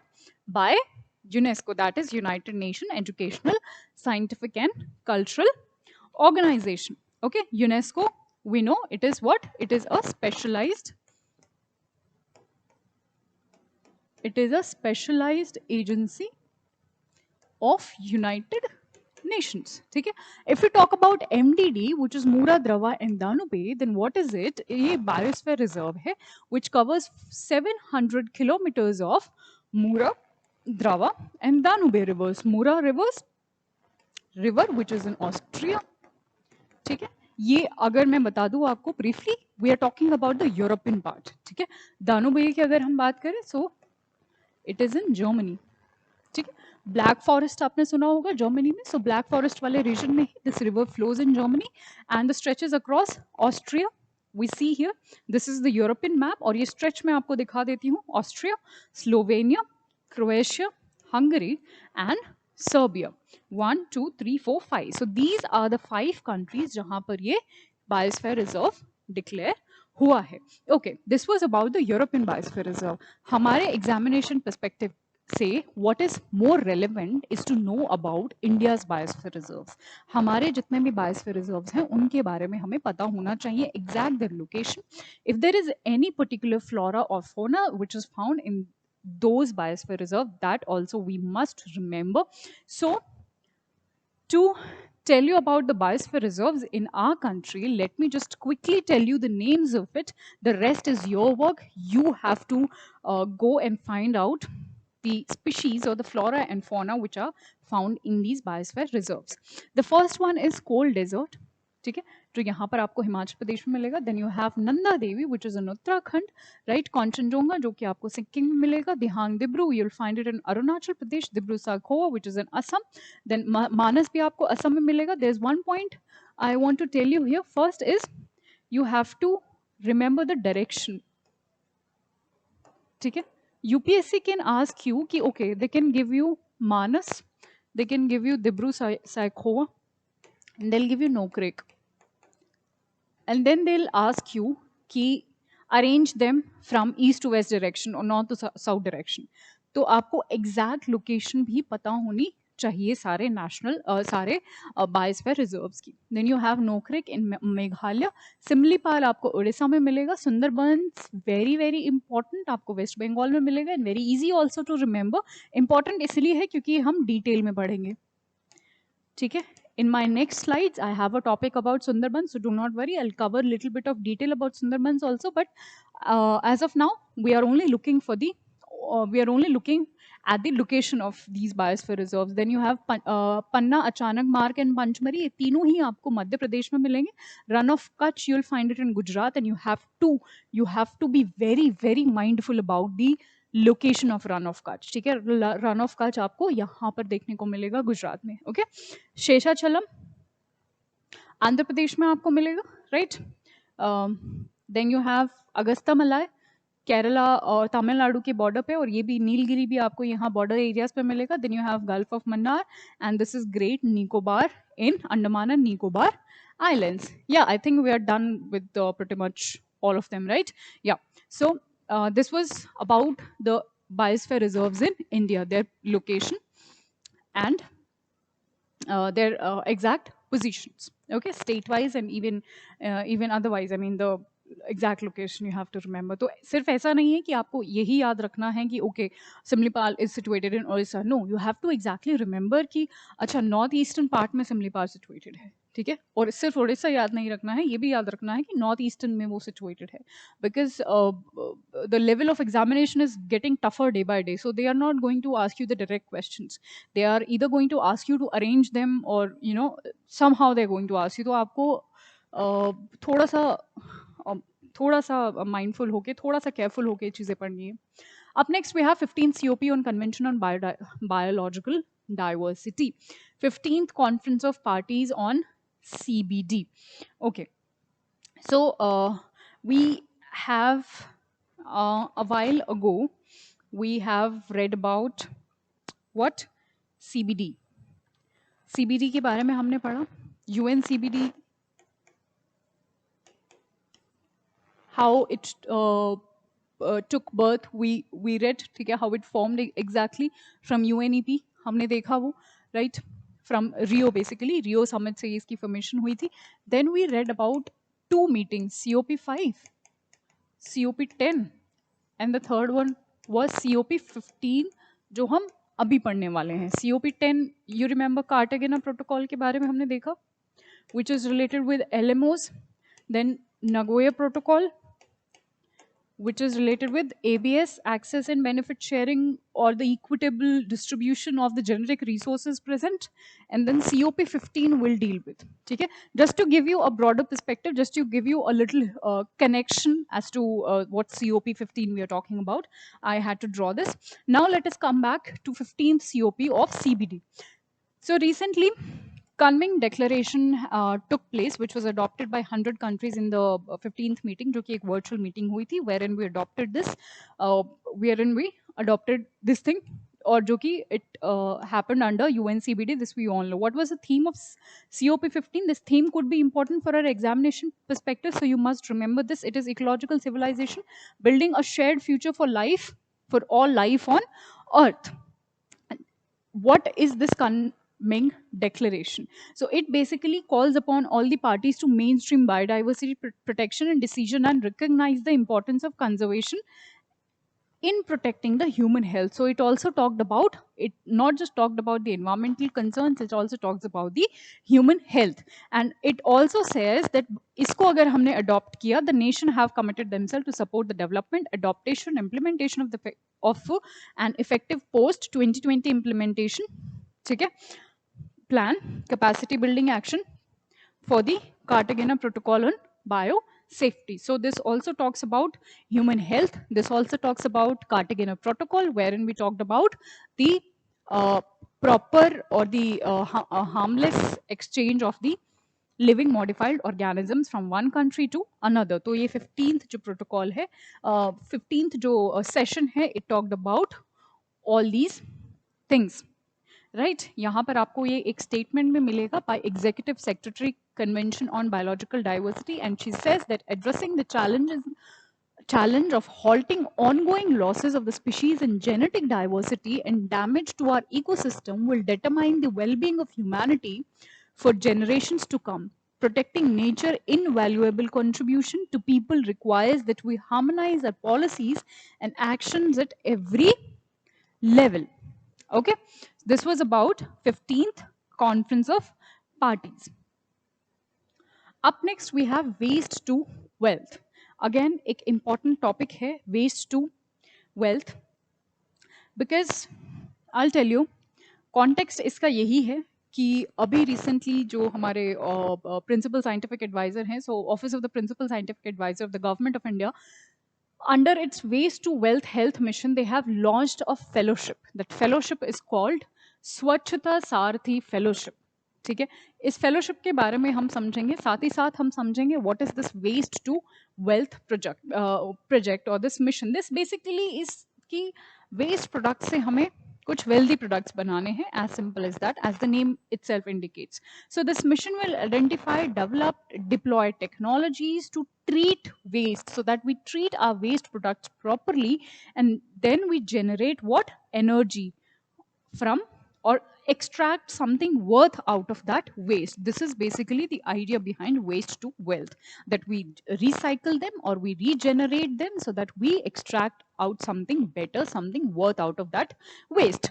Now, talking about this mission, Swachhata Sarthi Fellowship, which comes under Waste to Wealth mission only, ये इसका जो objective है is that only to recognize students, communities, workers, self-help group and municipal sanitary workers who are engaged in tackling the enormous challenges of waste management scientifically and sustainably. इसके लिए हमने एक the government came up with some awards also, और उसको हमने तीन categories में divide भी करा है. We divided these awards. These are the awards. ठीक है, and we divided them into 3 categories. The first categories is the first category, second category and third category. The first category, category A, we call it category A, right? This basically deals with, और या फिर इसमें जो है 9th to 12th class तक के school students आते हैं who are engaged in waste management, who are engaged in some sort of waste management. ठीक है, so category A includes school students from class 9 to class 12 who are indulged in any kind of or any sort of waste management, and they are extracting something worth out of waste. Okay. B, category B में आते हैं college students. Okay, doing the same thing, ठीक है, extracting something out of waste. College students who are doing their graduation, post graduation or even PhD, doctorate level भी अगर college में वो pursue कर रहे हैं, they also comes under the category B. Third category, which is category C, deals with the normal citizens. The normal citizens include SHG, self-help group, municipality workers, ठीक है, or anyone, basically anyone who is involved in this business of waste to wealth generation. Okay, these are the three categories. We have divided this entire thing entire thing, or basically three categories of award we have under this fellowship program, which is Swachhata Sarthi Fellowship, right? Okay, so that was all about waste to wealth. Up next we have World Heritage Forest. World Heritage Forest के context में अभी जो recently हुआ है, that is UNESCO का एक assessment के according on world heritage forest. India के जो सुंदरबन पार्क्स हैं और जो इंडिया के जो सुंदरबन नेशनल पार्क है, is the among 5 sites that have highest blue carbon stocks globally. Now you must ask as to what blue carbon is.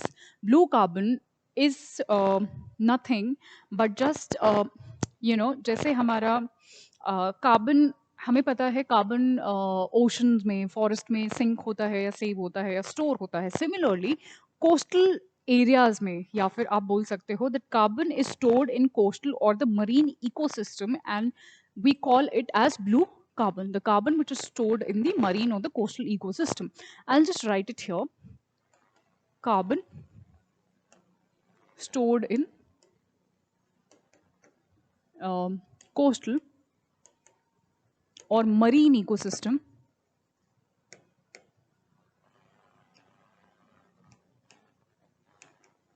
right?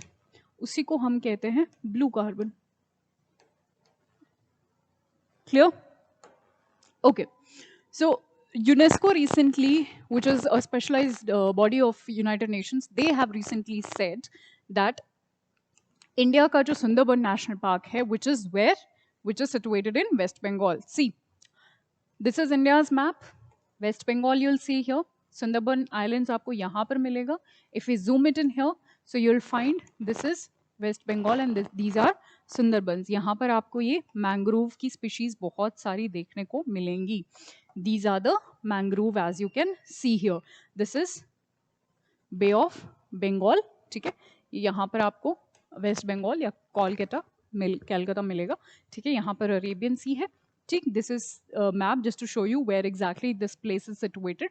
Okay, coming back, Sundarbans के बारे में अगर हम थोड़ा सा पढ़े, so it is home to so many threatened species globally. बहुत सारी थ्रेटेंड स्पीशीज सुंदरबंस में मिलती हैं. Like for example you will find estuarine crocodile here, you will find royal Bengal tiger. ठीक है, the pride of Sundarbans is royal Bengal tiger. Then you have water monitor lizard, Gangetic dolphin भी आपको यहाँ पर मिलेगा. A while ago we have read about Gangetic dolphin and we've also seen कि ये waste Bengal में मिलता है, सुंदरबंस में मिलता है, wherein I've also told you कि हम सुंदरबंस के बारे में थोड़ा सा डिटेल में पढ़ेंगे as it is a very important topic. Then olive ridley turtles भी यहाँ पर मिलते हैं, right?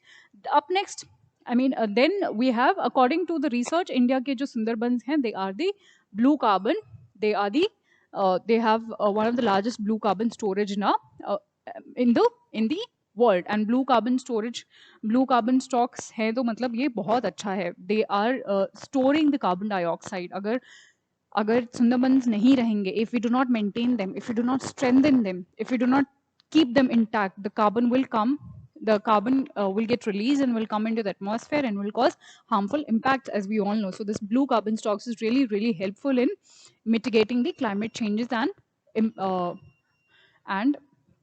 helping the environment. Okay, this we have seen. Okay, up next we have International Solar Alliance. International Solar Alliance, सबसे पहले, if we talk about the historical background of it or the origination of it, so we have read about the UNFCCC की जो भी COP meetings होती हैं, हमने उनके बारे में पढ़ा है. उसी में से, उसी कॉन्फ्रेंस ऑफ पार्टीज के एक सेशन में, which is session number 22, session number 22, which held in Marrakesh, which is in Morocco, a city which is in Morocco. यहाँ पर ये कॉन्फ्रेंस ऑफ पार्टीज हुआ था. ठीक है, अराउंड 2016 की मैं बात कर रही हूँ. ठीक है, यहाँ पर ये हुआ था. अगर आपको याद हो, 2016 में इवन यूनाइटेड स्टेट्स ने भी बोला था कि हम जो है पेरिस अग्रीमेंट से विड्रॉ कर रहे हैं, इसलिए काफ़ी न्यूज़ में था. और फिर 2-3 साल बाद उन्होंने एक्चुअली विड्रॉ कर भी लिया, तो ये काफ़ी टाइम से न्यूज़ में भी था. बट उसी मीटिंग के दौरान, in that meeting only, we came up with ISA, International Solar Alliance. So just to give you a historical perspective of where ISA has come from, so this has come from the Marrakesh COP 2022, which held in Morocco. ISA, right? ISA है क्या और recently क्या हुआ है वो देख लेते हैं. Recently what has happened, United States of America has become 101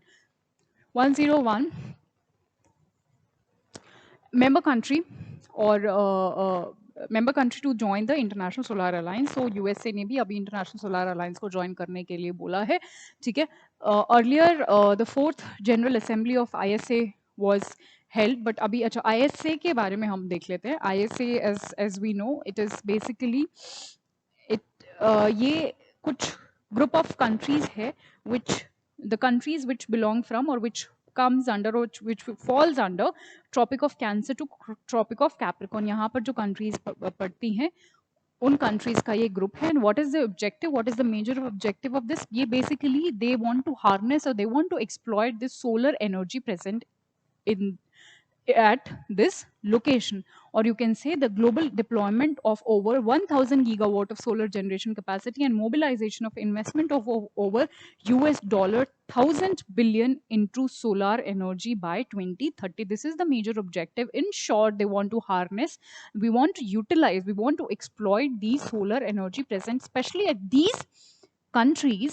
I want to tell you that it's not that not other countries, like for example, अब आप के दिमाग में आएगा कि यूएस कैसे इसका पार्ट बन गया. Any country can become a part of it, any country can become a member of it. It just जो वोटिंग राइट्स हैं वो सिर्फ ट्रॉपिक कंट्रीज के पास ही रहेंगे. When it comes to voting into the International Solar Alliance, only tropic countries can vote, but anybody can be a member of it. So you have to remember this much. I hope you are clear with the objective of it. Objective इसका सबसे ज़्यादा important है. India has taken many of the initiatives of it. ISA का जो headquarters है is situated in Gurugram. Okay, so this was about International Solar Alliance. Now next up we have emissions gap report, UNEP. Emissions gap report, सबसे पहला तो यही factual point है which is very important. UPSC has asked about emissions gap report. They have directly asked a question about UPSC emission gap report. Who releases it? So it is released by UNEP, that is United Nations Environment Program. Okay, so they have released this. This is the 12th edition of this. They've been releasing it since long, and this is the 12th edition of it. It informs what new national climate pledges combined with other mitigation measures put the world on a track of global temperature rise of 2.7 degrees Celsius by the end of this century. What are the key points? Key point ये है, key point emission gap report ने ये बोला है कि जो greenhouse gas emissions हैं, they are increasing, they are at the rise. So again, a cause of a concern. Net zero emissions को achieve करना is very, very important for us. This is what this emission gap report has suggested. Now, what is net zero emission? Net zero emission is something, in simple words, if I tell you, what we give, we have to take back, or whatever carbon we are emitting in atmosphere, we have to take it back, or we have to sink in, we have to absorb it back. Absorb it back.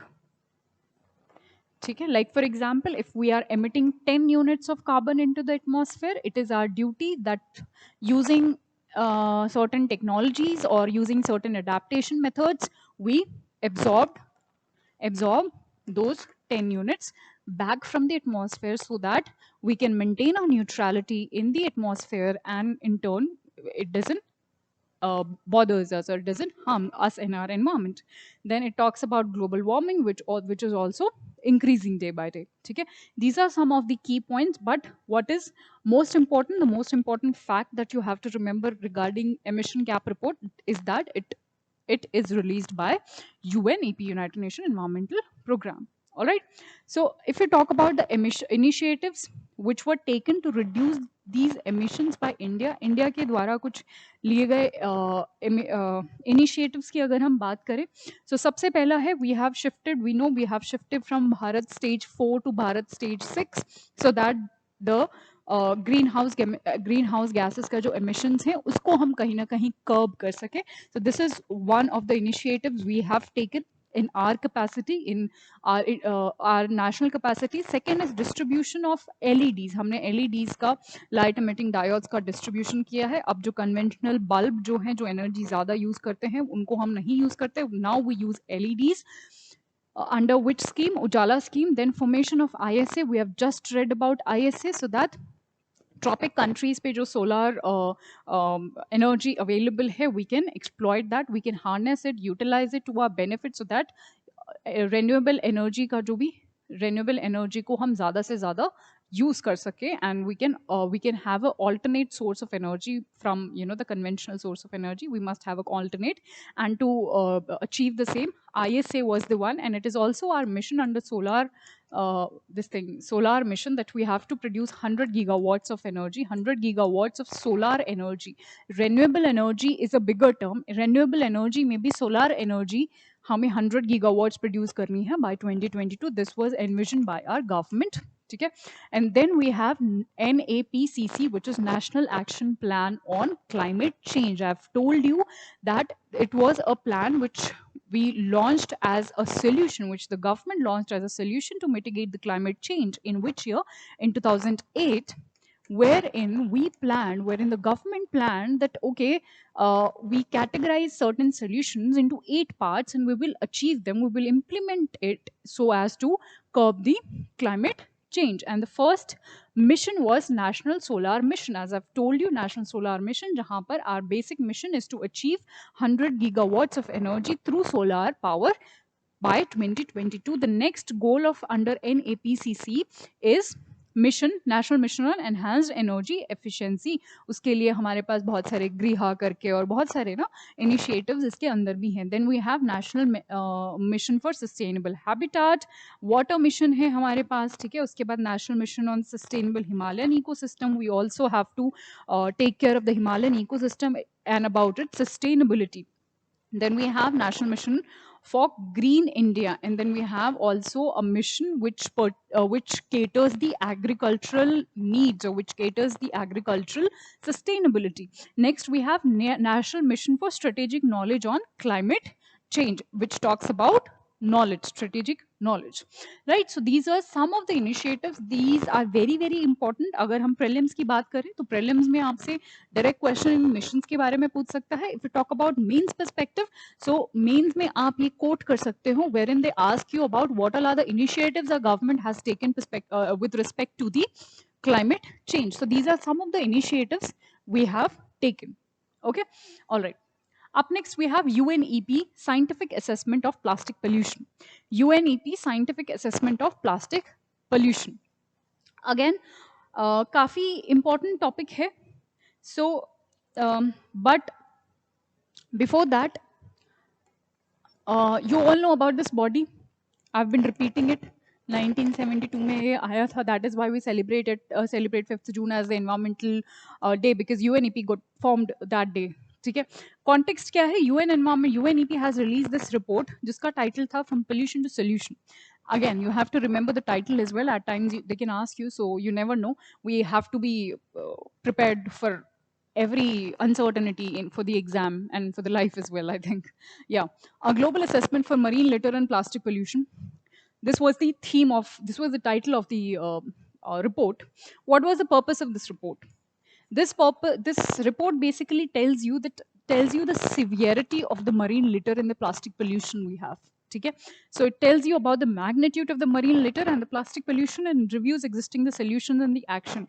It just not tells you the problems, it also tells you about the solution. It also caters with the solutions and certain actions regarding what could be done regarding the or you can say what could be done to stop the plastic pollution or the marine litter. Now, what are the key findings of this report? Key findings क्या है इस report के? Key findings basically यही है कि first key finding talks about the recycling of plastic waste. It tells कि जो recycling हो रहा है plastic waste का is very less, is is around 10%. Only 10% of the entire plastic waste we are producing, only 10% is being recycled, which is again a very bothering point. Second is growing problem of marine plastic, impact of plastic waste on climate. Of course, marine plastic जैसे जैसे grow हो रहा है, plastic waste जैसे जैसे increase हो रहा है, it definitely has impact on the climate and the marine organism. The planktons, the phytoplanktons living in the marine ecosystem, they get severely impacted through these marine plastic, right? Next is impact of plastic waste on economy. Impact of plastic waste on economy. So it can alter the carbon cycling. It can alter, this plastic waste can alter the carbon cycling, which in turn can impact the phytoplankton. And not just the phytoplankton, a lot of primary producers lives there, right? A lot of primary producers stays in the marine ecology, right? So that primary production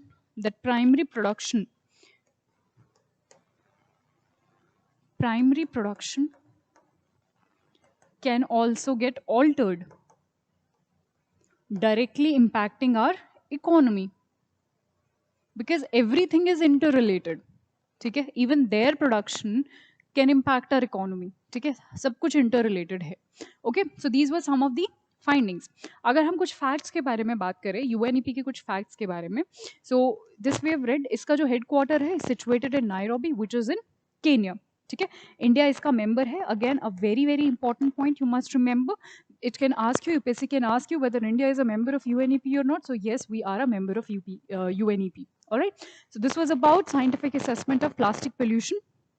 Up next, we have Niti Aayog Geospatial Energy Map of India. Niti Aayog ने recently एक map launch किया है, and we are calling it GIS map, that is Geographic Information Map, which will be based on geospatial energy map. ठीक है? यहाँ पर जो सबसे important है, that is energy map. This will be the energy map. ठीक है?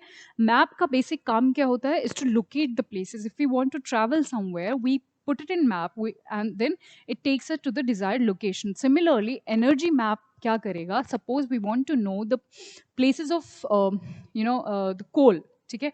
कि where all coal is located in our country, where all nuclear energy sources are located in our country. So this map is going to help us find the location, as well as this will be a real-time mapping system. So there's going to be so many advantage of this kind of mapping. We will deal with every merits and demerits of this kind of mapping system, but first we need to understand the exact meaning of it. So I hope the meaning is clear to you. Like general map does to us, this will be a energy map जो कि जितने भी energy sectors हैं हमारे country में, उनको locate करने में, या वो कहाँ कहाँ है, क्या एग्जैक्टली वहाँ पर what exactly is happening there, what is the update there, real time information हमें ये मैप देगा.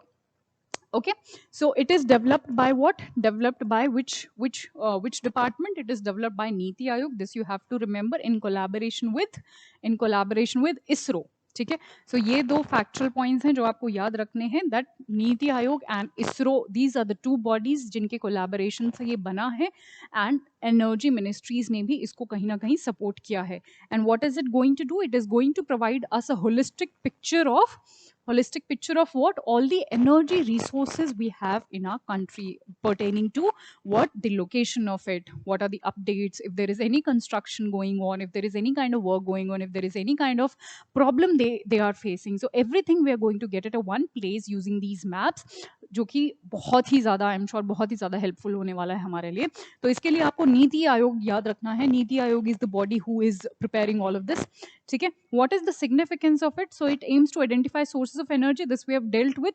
Second is it integrates scattered data.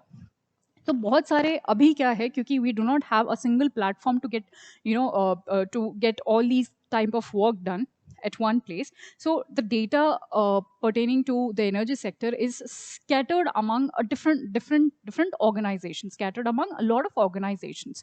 But after this energy map, with the coming up of this energy map, what is like, this will be very very beneficial in integrating all these scattered data from different organizations, so that we can have access to all the data at a one platform, and that too a real time data हमारे पास होगा। और real time data क्योंकि हमारे पास होगा, तो ये investment decisions में भी बहुत हेल्प करने वाला है। How?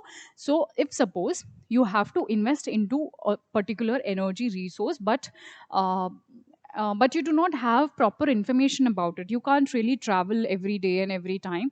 You need all the information at your place. So you can just go through their site. You can have all the updates कि क्या exactly चल रहा है वहाँ पर, ठीक है, क्या अपडेट्स है, क्या कंस्ट्रक्शन है, क्या उसके फ्यूचर पर्सपेक्टिव्स है. You can analyse all of those things and you can invest in that particular resource, right?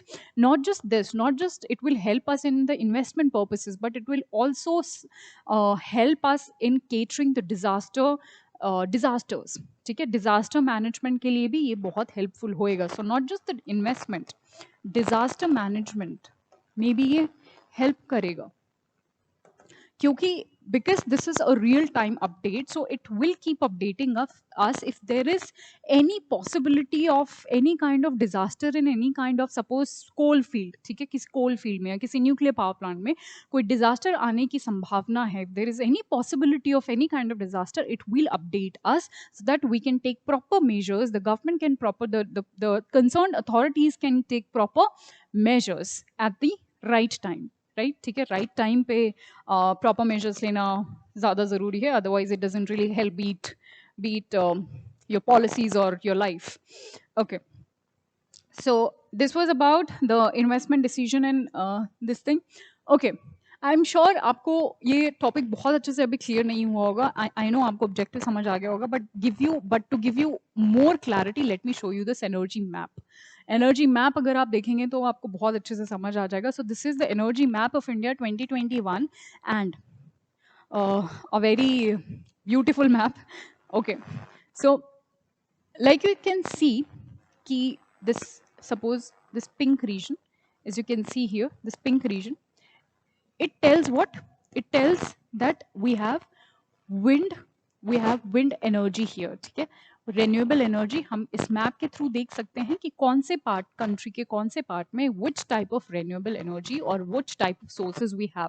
So we have renewable energy here, sorry we have wind energy here, ठीक है. Wind energy आपको यहाँ भी मिलेगी. At the same time you will have solar energy here, solar आपको यहाँ देखने को मिलेगा, ठीक है. एट द सेम टाइम आपको विंड यहाँ फिर से देखने को मिलेगा, सोलर यहाँ फिर से देखने को मिलेगा, right. Similarly not just the renewable plants, सिर्फ रेन्यूएबल प्लांट्स के बारे में नहीं, दिस ग्रीन वन जहाँ पर भी आपको ये ग्रीन स्पॉट करे, this will tell that biomass is present there, ठीक है. Not just the renewable energy power plants it will show to you, it is also going to tell you the conventional power plants, about the conventional power plants also, as to where exactly the coal industry or the presence of coal is there, ठीक है. So coal की अगर हम बात करें तो this red portion में जहाँ भी आपको ये दिख रहा है, यहाँ पर आपको कोल मिलेगा, राइट. फिर आपको डीजल के बारे में भी ये बताएगा, यहाँ पर आपको नेचुरल गैस के बारे में भी ये बताएगा, ठीक है. Natural gas, nuclear plants. It will also tell you about the location and the updates about nuclear power plant. It is also going to tell you hydro के बारे में भी, pumped storage hydro power के बारे में भी, coal reserves के बारे में भी आपको बताएगा. So not just, as I've told you, not just the power plant plants it is going to tell us about the power plants.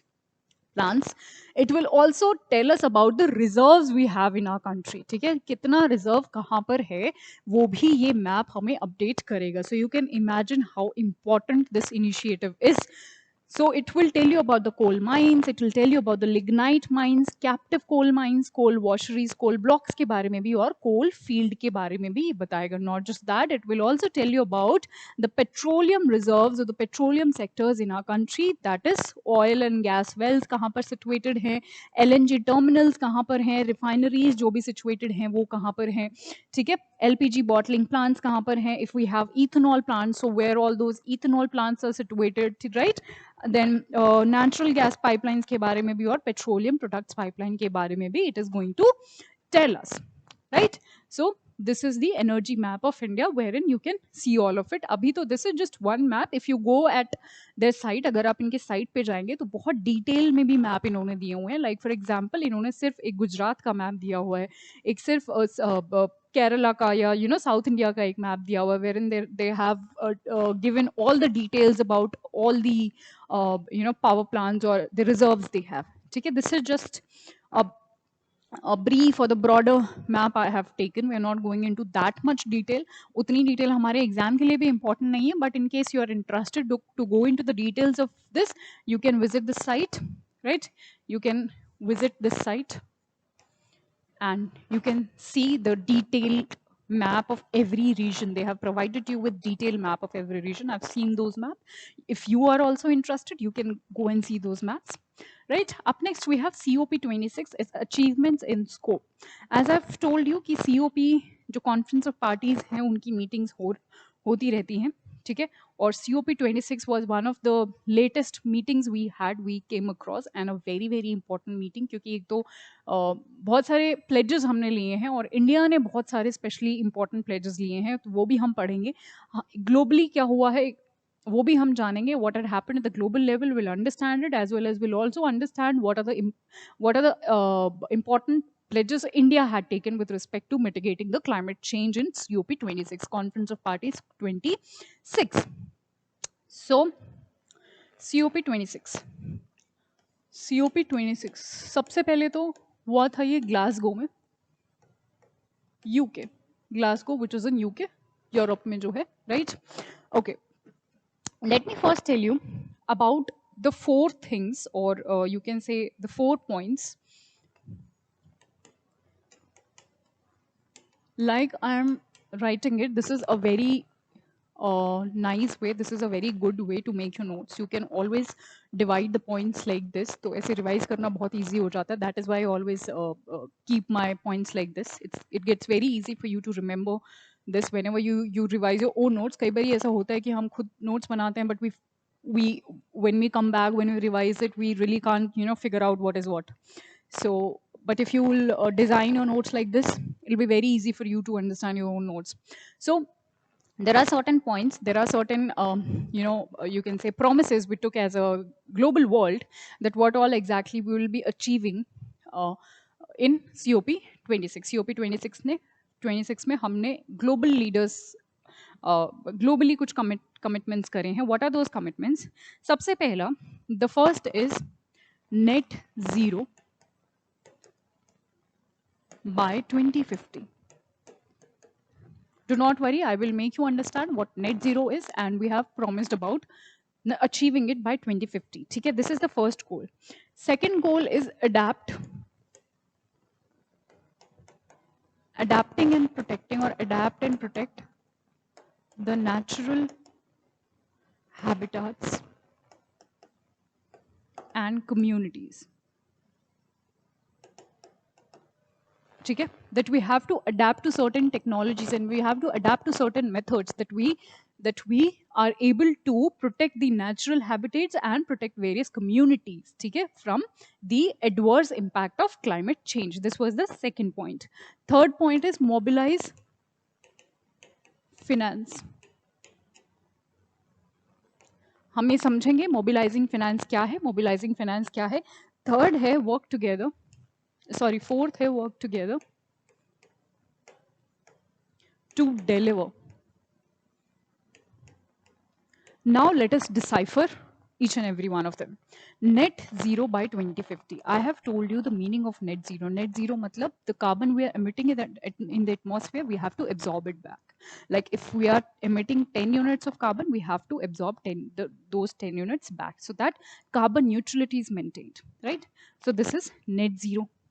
That emission should be equivalent to absorption. Easy. And at a global platform, as a global team, we have committed that we will be achieving this by 2050. Okay. And how we will achieve it? हम बहुत सारी चीजें कर सकते हैं. कोल का जो है conventional source of energy है कोल, उसका जो usage है, we can reduce it. We can plant more trees, right? Apart from that, we can invest more and more in renewable sources of energy, right? These are some. There are many actually. There are many ways which we can achieve these things through, but these are some of them you can remember.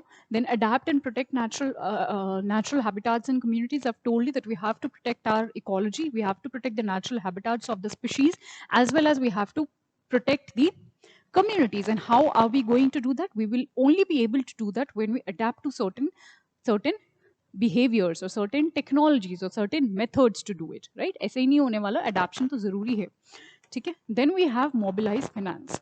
Mobilized finance actually is a very, very important point. Finance is a very important part. Investment economy is a very, very important part. So we know that developed countries are the historical emitters. We know that क्योंकि वहाँ पर industrial revolution हम लोग से developing countries से काफ़ी पहले शुरू हो गया था. So it is their responsibility that they should help the developing countries to, you know, to support them, to support the developing countries financially, or giving, or either financially or giving the developing countries certain kind of technology so that we can adapt to climate change, or we can mitigate, or we can come up with the research and with the solutions to mitigate the climate change. So it is the duty or the responsibility of the developed countries to finance developing countries, right? And this they have promised also. Developed countries promised also that they will be giving US dollar 100 billion every year to the developing countries in order to adapt to certain things so that climate mitigation can happen. Okay. The next is work together to deliver. Work together to deliver. May here we will be listing out certain frameworks,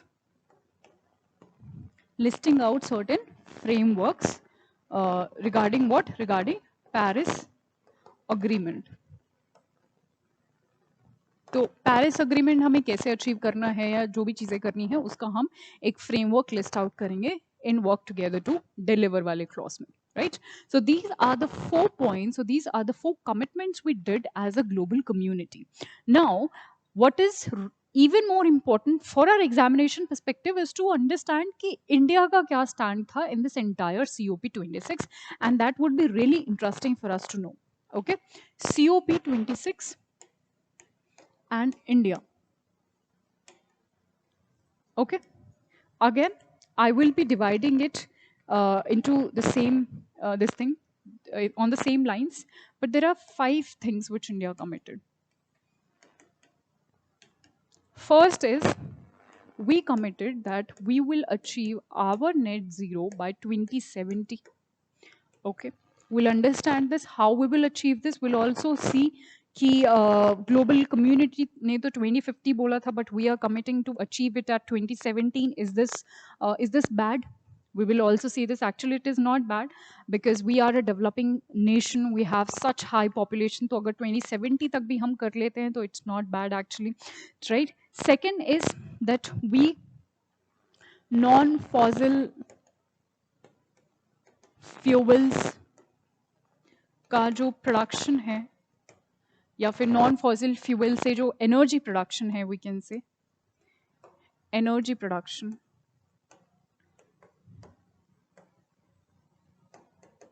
we will increase it. Okay, we will increase it to 500 gigawatts by 2030. This was our next commitment.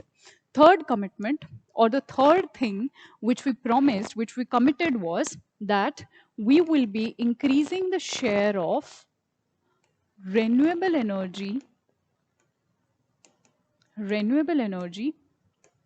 by how much? By 50% by 2030. Ki whatever energy resources we are using as of now, whatever energy resources we are using, उसमें से 50% हम renewable energy पे shift कर लेंगे by 2030. This was our third goal. Fourth goal was that we will reduce the emissions, or the carbon emissions, or you can say we will reduce the emission intensity, carbon emission intensity, right? Again, by 2030. And by how much percent? By 45%. And last but not the least, the last commitment or the last promise we did at COP26 was that we will again reduce the carbon emission. We will reduce what? Carbon emission only. I'm not writing it here, I'm narrating it. You can write it in your notes. We will reduce the carbon emission by 1 billion ton. By 1 billion ton. Okay? Carbon, 1 billion ton of what? Oh, this is of carbon dioxide, like I've told you. Okay? So these are the 5 goals we as a country committed particularly. Now, what was this net zero by 2070? I've told you that as a global community, we have committed to reduce it by 2070. But we as a national country, we as a country, as a sovereign country, we said that we'll be reducing it by 2070, and this is not bad. This is like, even this is fine. If we are able to do it, if we are able to actually implement it, even this is fine, because we are a developing nation. It takes a lot to achieve net zero. Okay? We do not have proper technologies, we do not have proper methods, so we need to acquire everything to reach to that level. So even if this happen, we're good to go. Okay? Next is non-fossil fuels energy production, which we will increase it by 500 gigawatts by 2030. I've told you this, and I've also made you understand what is this 50% by 2030. That whatever, suppose 100 units we are using of energy, usme se 50 units should come from the renewable sources of energy. This is what renewable energy increase in the 50% of renewable energy by 2030 says. All right. Up next, we have to reduce the carbon emission intensity by 45%, and also by 1 billion ton of carbon dioxide. We have to reduce this emission. Okay, so these are the five goals, or we also call them Panchamrit. ठीक है, हमने इनको पंचामृत का नाम दिया. We called them as Panchamrit, the 5 points which we promised at COP26. Right? Coming back to our slide of COP26. So I've told you COP26 recently happened in Glasgow, and we have also understood each and every bit about COP26. All the 4 points given by the global leaders, and all the 4 points given by the global leaders, and all the 5 points, the Panchamrit, given by our government. All right. So up next, we have National Coal Gasification Mission. National Coal Gasification Mission. The context was that recently it was being projected, the coal gasification was projected in this budget of 2022 and 23. Hence, it becomes all the more important for us to understand about coal gasification process, because anything which is mentioned in budget becomes automatically important for our examination perspective. Here we'll understand what is the significance of the entire process and what is coal gasification. Coal gasification क्या है, सबसे पहले ये समझेंगे, और पूरे उसका significance क्या है, उसके बाद हम ये भी देखेंगे. ठीक है. कोल गैसिफिकेशन की अगर हम बात करें, so this is just nothing. We know, सबसे पहले हम कोल के बारे में ही समझ लेते हैं. सो coal, if you talk about, we know that this is like this is a conventional source of energy which causes a lot of pollution. That is why we've been talking about coming up with renewable sources of energy. But coal, if you talk about, it is a basic fossil fuel. ठीक है, ये बहुत ही it is a basic fossil fuel. और इसको जब burn करते हैं, और इस बर्न करने के बाद जो भी रेजिड्यू मिलते हैं, those residue cause pollution. Right? Those residue causes pollution. So to solve this problem, we came up with this process called coal gasification. Coal gasification में क्या होगा, जो ये रेजिड्यू बनते थे जो पोल्यूशन कॉज करते थे, the formation of those residues, the harmful residues will not be there. Now what will be formed as a residue? Syngas will be formed as a residue, syngas or the synthetic gas. ठीक है, synthetic gas which is clean, which is a cleaner form of fuel which will not cause any pollution, right? So now syngas or the synthetic gas will be formed, or synthetic gas basically is composed of what? Is composed of hydrogen. Hydrogen, and we know hydrogen is a cleaner fuel. ठीक है, cleaner fuel है, इसीलिए ये पूरा जो है pollution cause नहीं करेगा. And this is the basic idea behind it कि जो भी रेजिड्यू है, कोल से जो भी रेजिड्यू निकलता है, they causes pollution, we have to curb them. That is why we did this coal gasification process. You don't have to go into so much of technicalities of this. आप बस ये समझिए कि syngas की formation होती है, right? Syngas which is basically composed of hydrogen. Yes, there are CO2 and water vapors, CO2 water vapors, and along with this carbon monoxide, carbon dioxide and water vapors are the byproducts of syngas, or you can say are the residues of syngas. But जो major product है वो जो है hydrogen है, right? Now what is the significance of it? Significance, सबसे पहला significance है, it is clean. ठीक है, दिस एंटायर प्रोसेस से जो भी हमें बाय प्रोडक्ट्स मिलेंगे, जो भी हमें रेजिड्यूज मिलेंगे, will help in curbing the pollution. So it is a cleaner form, right? Not just this, जो सिनगैस जो है ना, we can use them as a fertiliser also, right? Let me just take you to another page. Yeah the merits we are talking about ना, merits.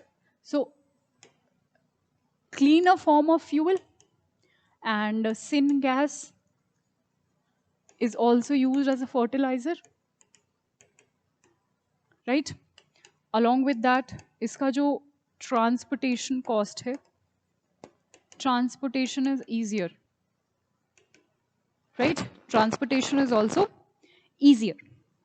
Okay, so these are some of the merits. If you talk about demerits, na, there are certain demerits also. Demerits. Demerit सबसे पहला ये है, though I have told you that transportation is easier. Transportation तो easier है, but the initial investment, जो initial investment हमें पूरे model के लिए करना पड़ेगा, initial investment is high. Initial investment is very high. So this is a demerit of the entire process. Along with that, it also has high ash content. So this also we have to deal with. We have to come up with the solution of dealing with high ash content as well. So these are the merits and demerits, right? I hope the entire process of coal gasification is clear to you. The syngas is clear to you. How it is a cleaner form of energy. What are the merits and demerits of the entire process is clear to you, right? All right then. Up next we have e-Amrit portal. So e-Amrit portal, अभी COP 26 में India represented by NITI Aayog participated in the 4th ministerial dialogue of zero emission vehicle transition council, right? What is this zero initial? सबसे पहले zero emission vehicle transition council क्या है? ये basically एक global forum है on enhancing the political coordination, ठीक है, on enhancing the political coordination on what? On transition of, this is what talks about what? Zero emission vehicle, ठीक है, zero vehicular, zero pollution. So transition to zero emission vehicle, right? E Amrit portal के बारे में देख लेते हैं. अमृत here stands for Accelerated E-Mobility Revolution for India's Transportation. ये एक पोर्टल है जो कि अवेयरनेस क्रिएट करता है about what, as the name indicates, it creates awareness about the electric mobility of in India, electric mobility in India. इसके बारे में ये एक अवेयरनेस क्रिएट करता है. This is the government of India portal. It was developed by NITI Aayog and UK government. This again you have to remember. अगर कोई भी इंटरनेशनल गवर्नमेंट या international body like for example World Bank, UNESCO, UNEP, कोई भी जुड़ जाता है या कोई भी इंटरनेशनल गवर्नमेंट कोलैबोरेट कर रही है in our missions, we have to remember that. Okay. और इसका purpose is clear to us. It will serve as a one-stop site to provide all the information related to the adoption of electric vehicles in our country. This is the major objective of it. As you can see, Amrit portal launch हुआ है नीति आयोग और UK government की collaboration के लिए. और electric vehicle हम ज़्यादा से ज़्यादा यूज़ करें, उसी के लिए ये पोर्टल है. Again, see, everything we are doing, almost everything we are doing in environment ecology is to mitigate the climate change, is to curb the pollution. ठीक है. यही दो तीन चीजें करने के लिए हम बहुत सारे इनिशिएटिव्स ले रहे हैं. These initiatives becomes important, becomes very handy in our mains examination. ठीक है. दे कैन आस्क यू कि what are the initiatives the government has taken और is taking, so you can quote them. All right. Up next, we have Biological Diversity Amendment Bill 2021. Biological Diversity Amendment Bill 2021. अभी Biological Diversity Act 2002 को हमने amend किया है. ठीक है. Amend करके we came up with this Biological Diversity Amendment Bill 2021. ठीक है. ओके. नाउ बैकग्राउंड इसका यही है. Biological diversity amendment bill is rooted in what? CBD. We have read this. ठीक है. सीबीडी हमने समझ लिया. हमने बायोलॉजिकल डाइवर्सिटी एक्ट 2020 भी हम समझ चुके हैं. ठीक है. तो इसका historical background is already clear to us. So we will now quickly deal with the amendments. Amendment क्या है? So the first topic, first thing it deals with is to reduce the pressure on the wild medicinal plants. तो wild medicinal plants पे जो भी या आप बोल सकते हैं कि ये जो बेसिकली है, जितने भी वाइल्ड मेडिसिनल प्लांट्स हैं उनको प्रोटेक्ट करने के लिए ये बिल लाया गया है. ठीक है. ये बिल वाइल्ड मेडिसिनल प्लांट्स को प्रोटेक्ट करने के लिए लाया गया है ताकि उन पे एक प्रेशर कहीं ना कहीं कम पड़े. This is the basic thing you can remember about this, a basic agenda behind this bill. Apart from that, ये medicinal plant के cultivation को भी enhance करेगा. This will enhance the cultivation of this medicinal plant, especially the wild medicinal plants. Along with that, it has given the responsibility, or you can say powers, to the Ayush ministry, or the Ayush, not the ministry, Ayush doctors, Ayush practitioners, from intimating biodiversity boards for accessing the biological resources or knowledge. तो कहीं ना कहीं Ayush doctors को यहाँ पर एक ये आप बोल सकते हो, this clause is for those practitioners or the Ayush doctors. It also talks about simplifying process. It talks about simplifying process. What is the meaning of simplifying process here? Simplifying process का मतलब है कि patent application के time पे जो बहुत सारे problems face करते हैं एप्लीकेंट्स. ठीक है. Applicants faces a lot of problems while applying for the patent application. So this bill talks about simplifying the process during the patent application. Next one is easy compliance or access benefit sharing and imbibing the Nagoya Protocol. This is Nagoya Protocol हम already बात कर चुके हैं, which talks about access benefit sharing, access and benefit sharing of what? of genetic resources. ठीक है. genetic resources का access हो सबको और सबको equally benefit हो through those genetic resources, right? Okay. So this was about Biological Diversity Amendment Bill. But there is a concern here. There is a concern here that it says a lot of researchers, a lot of critiques are of the opinion, they says कि Biological Diversity Act जो 2002 वाला था, sorry, 2002, and this is 2021 वाला act. Amendment act, ठीक है. This basically focused on protecting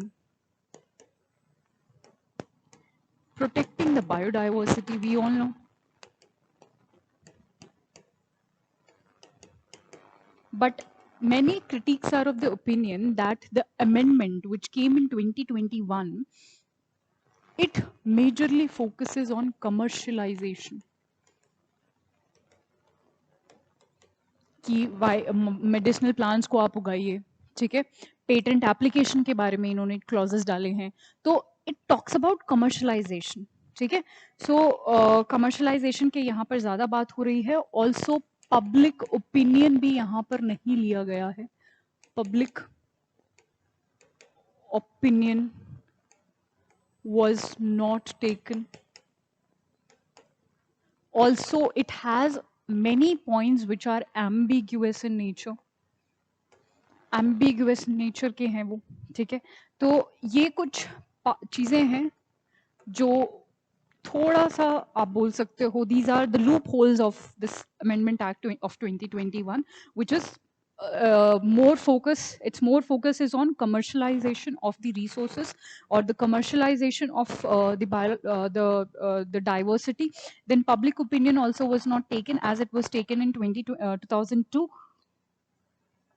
Along with that, there are certain provisions which lacks the clarity. उनमें clarity नहीं है कि किसका क्या मतलब है, बहुत ambiguity है. That is why also it is a little problematic, or you can say a little concerning to us. Okay, चलिए. Up next, so that was all about this. Next one is Wildlife Protection Amendment Bill 2021. Wildlife Protection Act जो है पहले वाला कब आया था? 1972 में, ठीक है. अभी हमने उसका क्या किया है? अमेंडमेंट करा है. तो हम सबसे पहले वाइल्ड प्रोटेक्शन एक्ट देख ही लेते हैं, उसका थोड़ा बैकग्राउंड देख लेते हैं. इनिशियली 1887 में the wild life bird protection act was passed by the British India government. उसके बाद 1912 में सेकेंड लॉ वाज एनैक्टेड, जिसको हमने wild birds and animals protection act बोला. फिर 1960 में भी एक एक्ट आया. There was a rising issue for protection of wildlife and the prevention of certain species from becoming extinct. तो 1960 में एक्चुअली कोई लॉ नहीं आया. ये इशू क्रिएट हुआ कि बहुत सारे जो स्पीशीज हैं उनको थ्रेटन किया जा रहा है, उनके लिए प्रॉब्लम्स हो रही हैं. सो 1972 में finally we came up with wildlife protection act of 1972, जिसका ऑब्जेक्टिव था that we have to prohibit hunting, we have to protect the wildlife habitats, and we have to establish a protected areas which we have already established, that is national parks and wildlife sanctuaries we have already established. This was one of the major goals under 1972 wala act. Then we also had objective of regulation and controlling of trade in parts and products derived from the wildlife, ठीक है. और जूज के जो zoological parks होते हैं उनके management की भी यहाँ पर बात करी गई थी, राइट. अगर हम इसकी कॉन्स्टिट्यूशनल वैलिडिटी की बात करें, so article 48A of the constitution of India directs the state to protect and improve the environment and safeguard the wildlife, ठीक है. 48A, so this also you can remember, ठीक है. DPSP, you can remember this. Now, if you talk about the recent context of it, so recently Parliamentary Standing Committee on Science and Technology, Environment, Forest and Climate Change, they submitted a report जिसने ये amendment bill को propose किया है, right?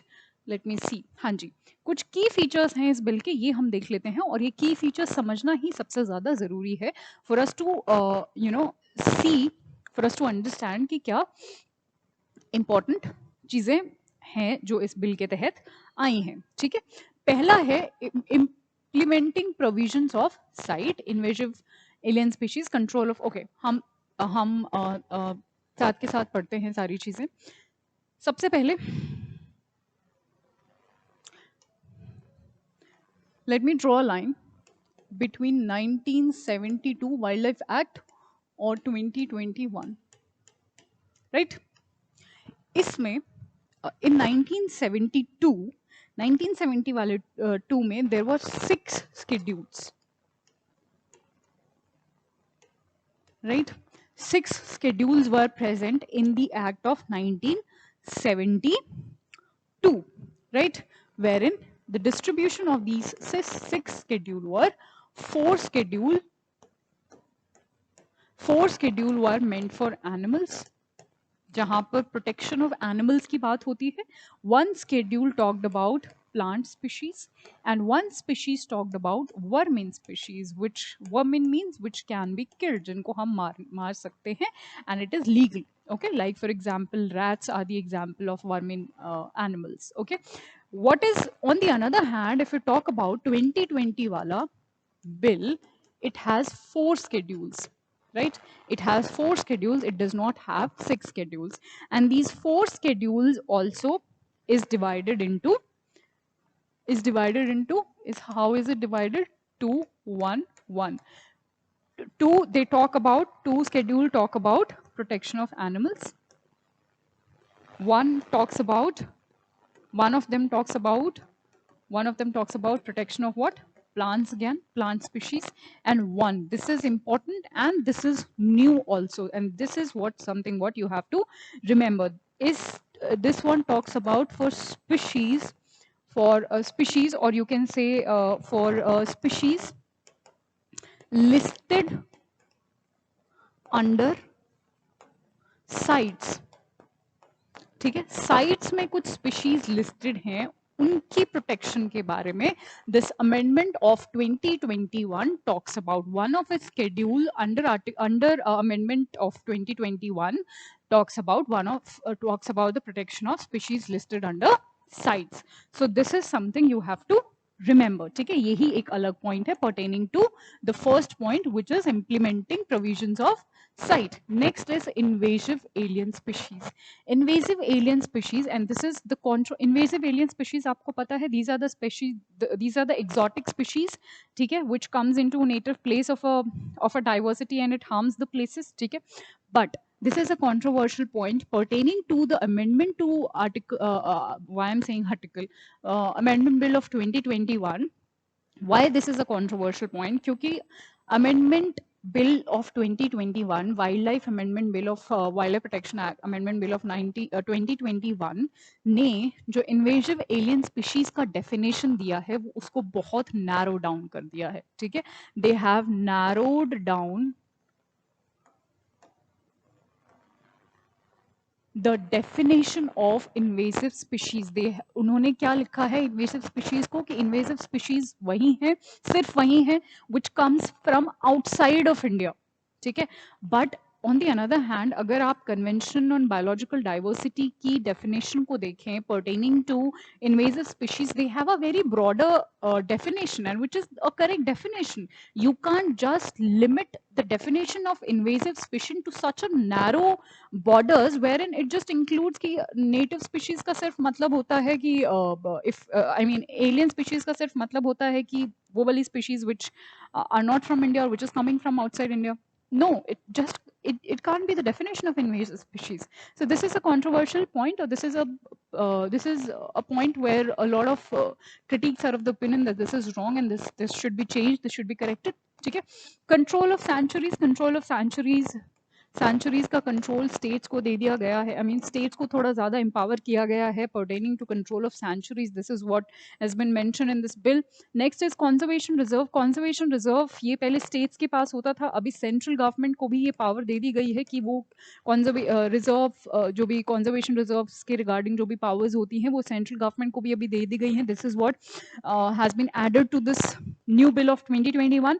Penalties को भी increase कर दिया गया है इन दिस बिल. ठीक है, and this was about rationalizing schedules. This was I was talking about कि schedules को भी rationalize किया है, ये मैंने आपको अभी थोड़ी देर पहले समझाया. So this was about wildlife protection amendment bill of 2021. Wildlife protection amendment bill of 2021. I hope the entire context, the historical background, the new provisions, the problems, the concerns and everything is clear to you now, right? Okay, चलिए आगे बढ़ते हैं. Next important topic is चीता री introduction plan. चीता introduction plan, चीता हमें पता है हमारे यहाँ पर 1952 में ही एक्सटेंड हो गया था. ठीक है, छत्तीसगढ़ में, आई थिंक छत्तीसगढ़ में it was last seen, but after that it got extend. So तभी से ही, नॉट एग्जैक्टली तभी से ही, आई गेस अराउंड 2009 से government gave this responsibility to National Tiger Conservation Authority NTCA को ये अथॉरिटी दे दी गई कि आपको चीता को री इंट्रोड्यूस करना है हमारे कंट्री में, ठीक है. Okay, so NTCA requested Iran initially to give cheetah to our country और to shift cheetah or to translocate, reintroduce cheetah in our country, but Iran denied. Iran said कि हमारे पास खुद ही cheetah के जो numbers हैं वो कम हो रहे हैं, we can't really give you. Then we requested Africa. Then Africa said yes to it, and now we are actually implementing it. Now we are actually reintroducing it to our country. और हमारे country में भी हम where exactly we are introducing them, we are reintroducing them in Madhya Pradesh, which is Kuno Palpur National Park में हम इसको introduce कर रहे हैं, which is in Madhya Pradesh, ठीक है.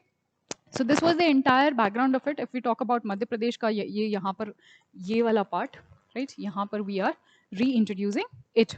Where in Kuno Wildlife Sanctuary, which is here. ठीक है?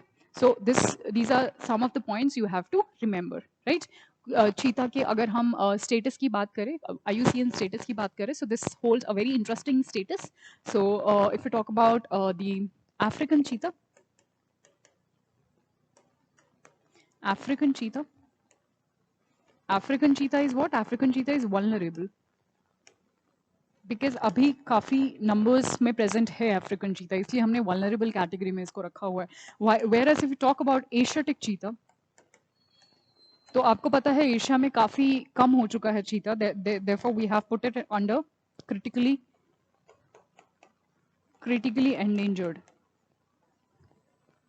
We have put it under the category of critically endangered. So this is the IUCN status is it holds, and you have to remember it.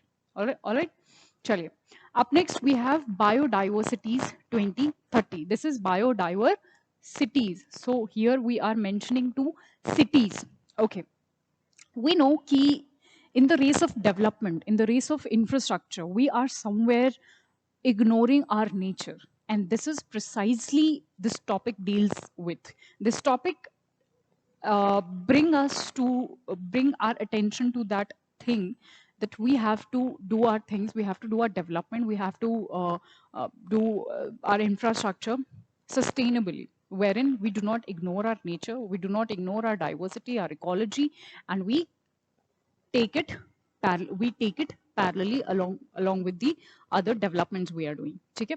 So the World Economic Forum has released this. Who's released this? World Economic Forum. Again, a very important point. Okay? World Economic Forum has released this report जिसका नाम है Biodiverse Cities by 2030, transforming cities relationship with nature. So we have to build a beautiful relationship of nature with our cities. This is what the agenda behind it, and we have to take our nature also parallelly in the race of development. We don't have to really leave it behind. Okay, biodiversity by 2030 initiative is WEF का और Alexander von Humboldt biological research institute and का एक जो है और government of Columbia का एक initiative है. ठीक है. Cities contribute to nearly 80% of the global economy, but they also account for nearly 3/4 of the greenhouse gases emission. No doubt that cities helps us in our GDP, in our economic growth, but at the same time they are also polluting, or they are also, you can say, emitting the 3/4 of the greenhouse gas emissions, right? If we talk about the impact of nature loss, so around 44% of the global GDP in the cities is estimated to be at risk of disruption from the nature loss. So it's not that nature से हमारा GDP का कोई connection नहीं है. If nature will not be there, you can imagine, see the figures, the fact is showing that 44% of the global GDP will be hampered if we do not pay really any focus on the nature, right? So this is, you have to remember. Okay, चलिए कुछ और points हैं. Just a second. Yeah, so this was about biodiversities 2030. Okay, up next we have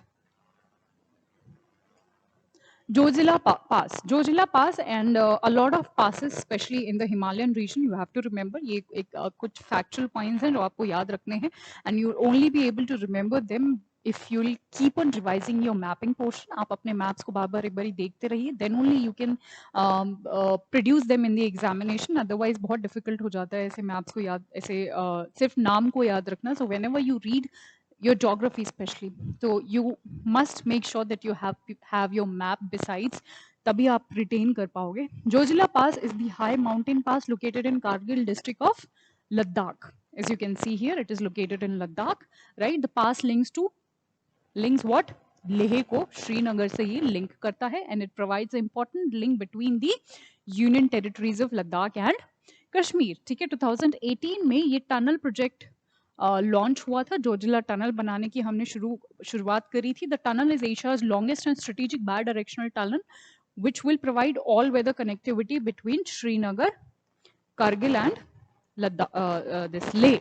ठीक है, you can see it here. ठीक है, if we talk about some more passes हमारे India के perspective से, तो let me just take you to another map which will tell you certain important passes.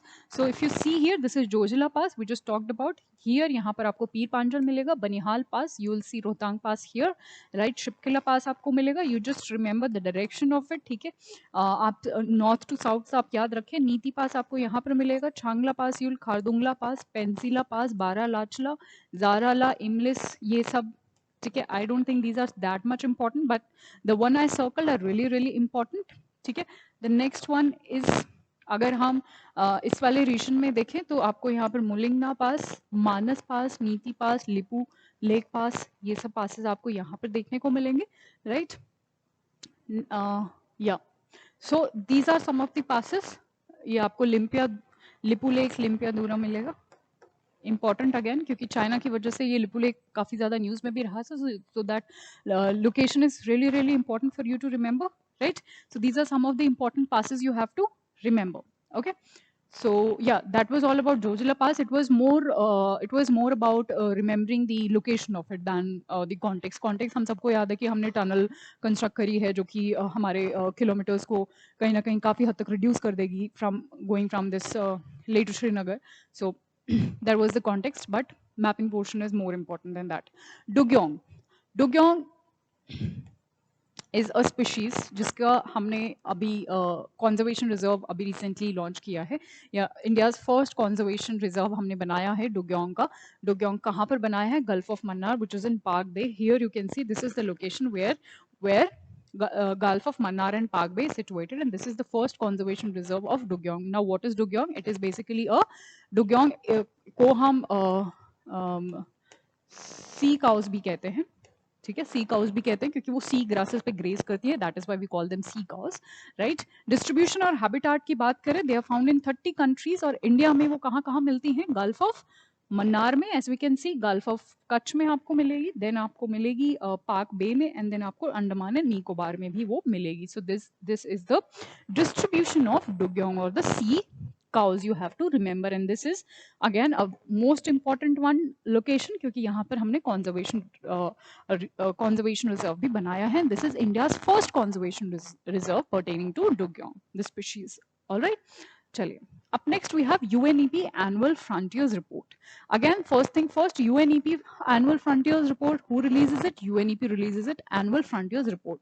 What does this report talks about? So this report basically, it named noise, blazes and mismatch. So you can, from the name also you can from the name only you can decipher that it must be talking about noise pollution or certain kind of blazes or mismatches. It talks about all those things. ठीक है, चलिए थोड़ा सा detail में देख लेते हैं about the report or the key highlights of this report. The first is urban noise pollution. It says that the urban noise pollution is increasing, which is causing great impact on the human health. Second, it says wildfires are also increasing in the like globally. Wildfires भी काफी ज़्यादा बढ़ रही हैं, जो कि again wildfires बढ़ रही हैं जो कि पोल्यूशन भी कहीं ना कहीं कॉज कर रही हैं. देन फिनोलॉजिकल शिफ्ट मतलब जितनी भी एनिमल या जो भी बर्ड स्पीशीज होती हैं उनका एक बायोलॉजिकल क्लॉक होता है, उनकी एक पर्टिकुलर टाइमिंग होता है, ब्रीडिंग करने का टाइम. ठीक है, हर चीज का एक पर्टिकुलर टाइम होता है, उसी टाइम को हम बोलते हैं फिनोलॉजिकल शिफ्ट. तो जब ये सब चीजें हो रही हैं, इन सब चीजों की वजह से ये फिनोलॉजिकल शिफ्ट जो है वो ऑल्टर हो रहा है उनका. ठीक है, तो उनका ब्रीडिंग टाइमिंग्स, उन पे भी वो कहीं ना कहीं हेल्थ इम्पैक्ट्स हो रहे हैं. This is what phenological shift. ठीक है, so this phenological shift or the phenological things, they are also altering in the animals and the species due to these problems. This is what Annual Frontier report has shown us, right? So that is all you need to remember, nothing more than that. Up next, we have Green Highway Policy 2015. Green Highway Policy 2015. Okay. So green highway policy, सबसे पहले तो government of India और World Bank ने ये sign किया है एक project of $500 billion for this implementation of green national highway corridor project. As the name indicates, green highway policy.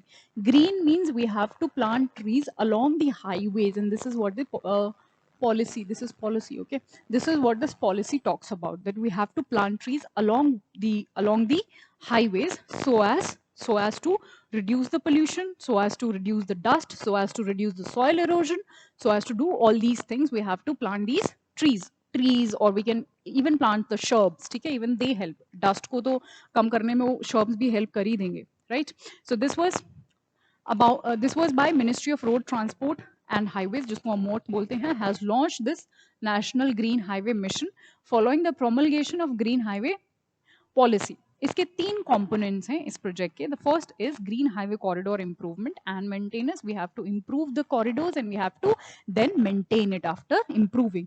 Institutional Capacity Enhancement. Institutional Capacity Enhancement में हम क्या करेंगे? जो ये Ministry of Road Transport and Highway है, इस institution को हम enhance करेंगे in terms of the technologies and everything. So we are going to enhance the MORTH, or the Ministry of Road and Transport, Road Transport and Highways. Then road safety also we will ensure under this policy, right? If we talk about this 500 million, we will get it from the IBRD, which is International Bank for Reconstruction and Development, जो कि World Bank का ही एक arm है, right? अगर हम World Bank के बारे में थोड़ा सा देखें तो World Bank हमें पता है it is इसके जो ग्रुप्स हैं बेसिकली, इसका जो headquarter is in Washington USA, but इसके जो 5 ग्रुप्स हैं वो है IBRD. We have just talked about this. This is the bank which will be funding us. Apart from that we have IDA, one of the group of World Bank, which is International Development Association. Then we have International Finance Corporation, MEGA we have next, which is Multilateral Investment Guarantee Agency. And then we have International Center for Settlement and Investment Dispute. About all of them in detail you will read in the economy. ठीक है, तो आप economy में आप ही पढ़ेंगे, but just to give you a glimpse of World bank.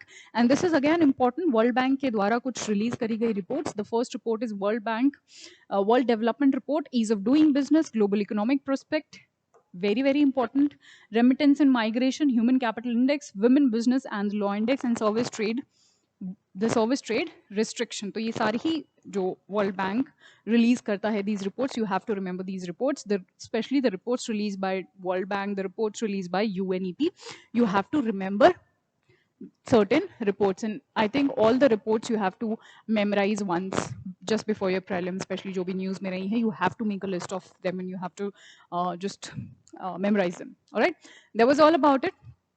And then next topic and the last topic of the day we have is PPVFR Act. PPVFR Act. PPV is Protection of Plant Varieties and Farmers' Right Act.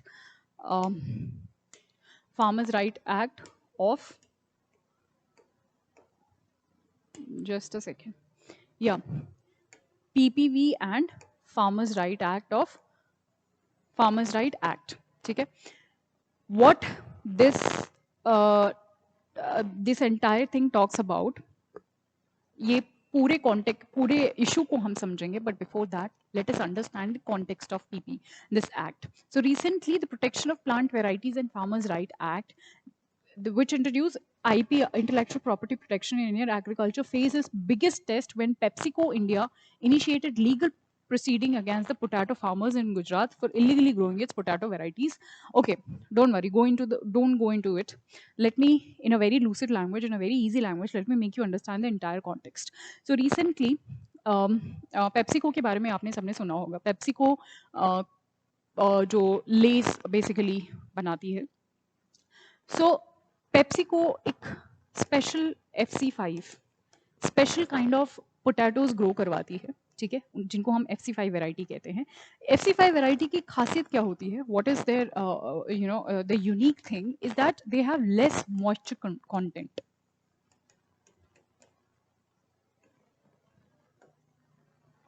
they have less moisture content. This potato has less moisture content, और इसीलिए जो जो chips lays बन पाते हैं वो crispy होते हैं, right? The normal potatoes, they have high moisture content, but these potatoes, they have less moisture content. That is why they're unique. और PepsiCo ने इसका patent करवाया हुआ है, ठीक है? PepsiCo ने इसका patent लिया हुआ है. I think in 2016 PepsiCo took this patent. But what PepsiCo find in 2019 कि गुजरात के कुछ farmers हैं जो similar variety उगा रहे हैं with less moisture content. Now PepsiCo said that this was our patent. How can you grow it? Or PepsiCo filed case against those Gujarat farmers. Now Gujarat farmers, those farmers were of the opinion that under this act, under the Act of Protection of Plant Varieties and Farmers' Right Act, remember this act is made up of two things, wherein first is it will protect the plant varieties, along with it will also protect the farmers' right? It is not just protecting the plant varieties, it will also protect the farmers' right. Farmers के right को भी ये act protect करता है. So farmers were of the opinion that under this act, using this act, we can also grow this kind of variety for our own livelihoods. Okay, and our government, our India's law says that if the farmers are growing any kind of plant variety which is patented by any other company, but farmers are growing it for their own livelihood, that will be prior, that will be taken into consideration, or that will be prior to any kind of IPR or any kind of patent any company has taken. तो livelihood को हमने ऊपर रखा है, farmers के issues को हमने ऊपर रखा है, then any company or then any patent, right? So farmers से काफी backlash पेप्सिको को फेस करना पड़ा, एंड पेप्सिको ने ये केस बेसिकली मतलब चीजें कुछ भी नहीं हो पाई, पेप्सिको को वापस हटना पड़ा. So this was the PepsiCo issue. Now what is this TRIPS agreement? Actually उसके बाद PepsiCo ये भी मिला इस पूरे केस के बाद, कुछ रिसर्चेस हुए और इनफैक्ट ये भी सामने आया कि PepsiCo ने सारे documentation while they filed for patent, सारे डॉक्यूमेंटेशन अच्छे से दिखाए भी नहीं थे, और उसके बाद PepsiCo का ये जो भी पेटेंट था इसको रिवोक भी कर दिया गया later, right? But that's a different issue. If we talk about TRIPS is trade related aspect. TRIPS is trade related aspect of intellectual property. Let me just write it here, of intellectual property rights. Right? So this is trade related aspect of intellectual property rights. और ये एक WTO का agreement है for the, ये किसका agreement है? TRIPS जो है ये एक WTO World Trade Organization का ये agreement है, and this agreement basically talks about, or this ensures the protection of intellectual properties. Intellectual properties का protection के लिए this ensures the protection of intellectual properties. Right? Okay, intellectual properties में क्या क्या आपके आ जाते हैं? Trademarks, patent, brands, licensing, copyright, right, authorship, inventions, all of these comes under your intellectual protection, right? So this was about the act and the entire PepsiCo issue and TRIPS agreement. I hope this entire issue is clear to you, and I hope this lecture is clear to you. And with this, we come to the end of this lecture. I hope it will help you in your upcoming prelims examination. Thank you so much.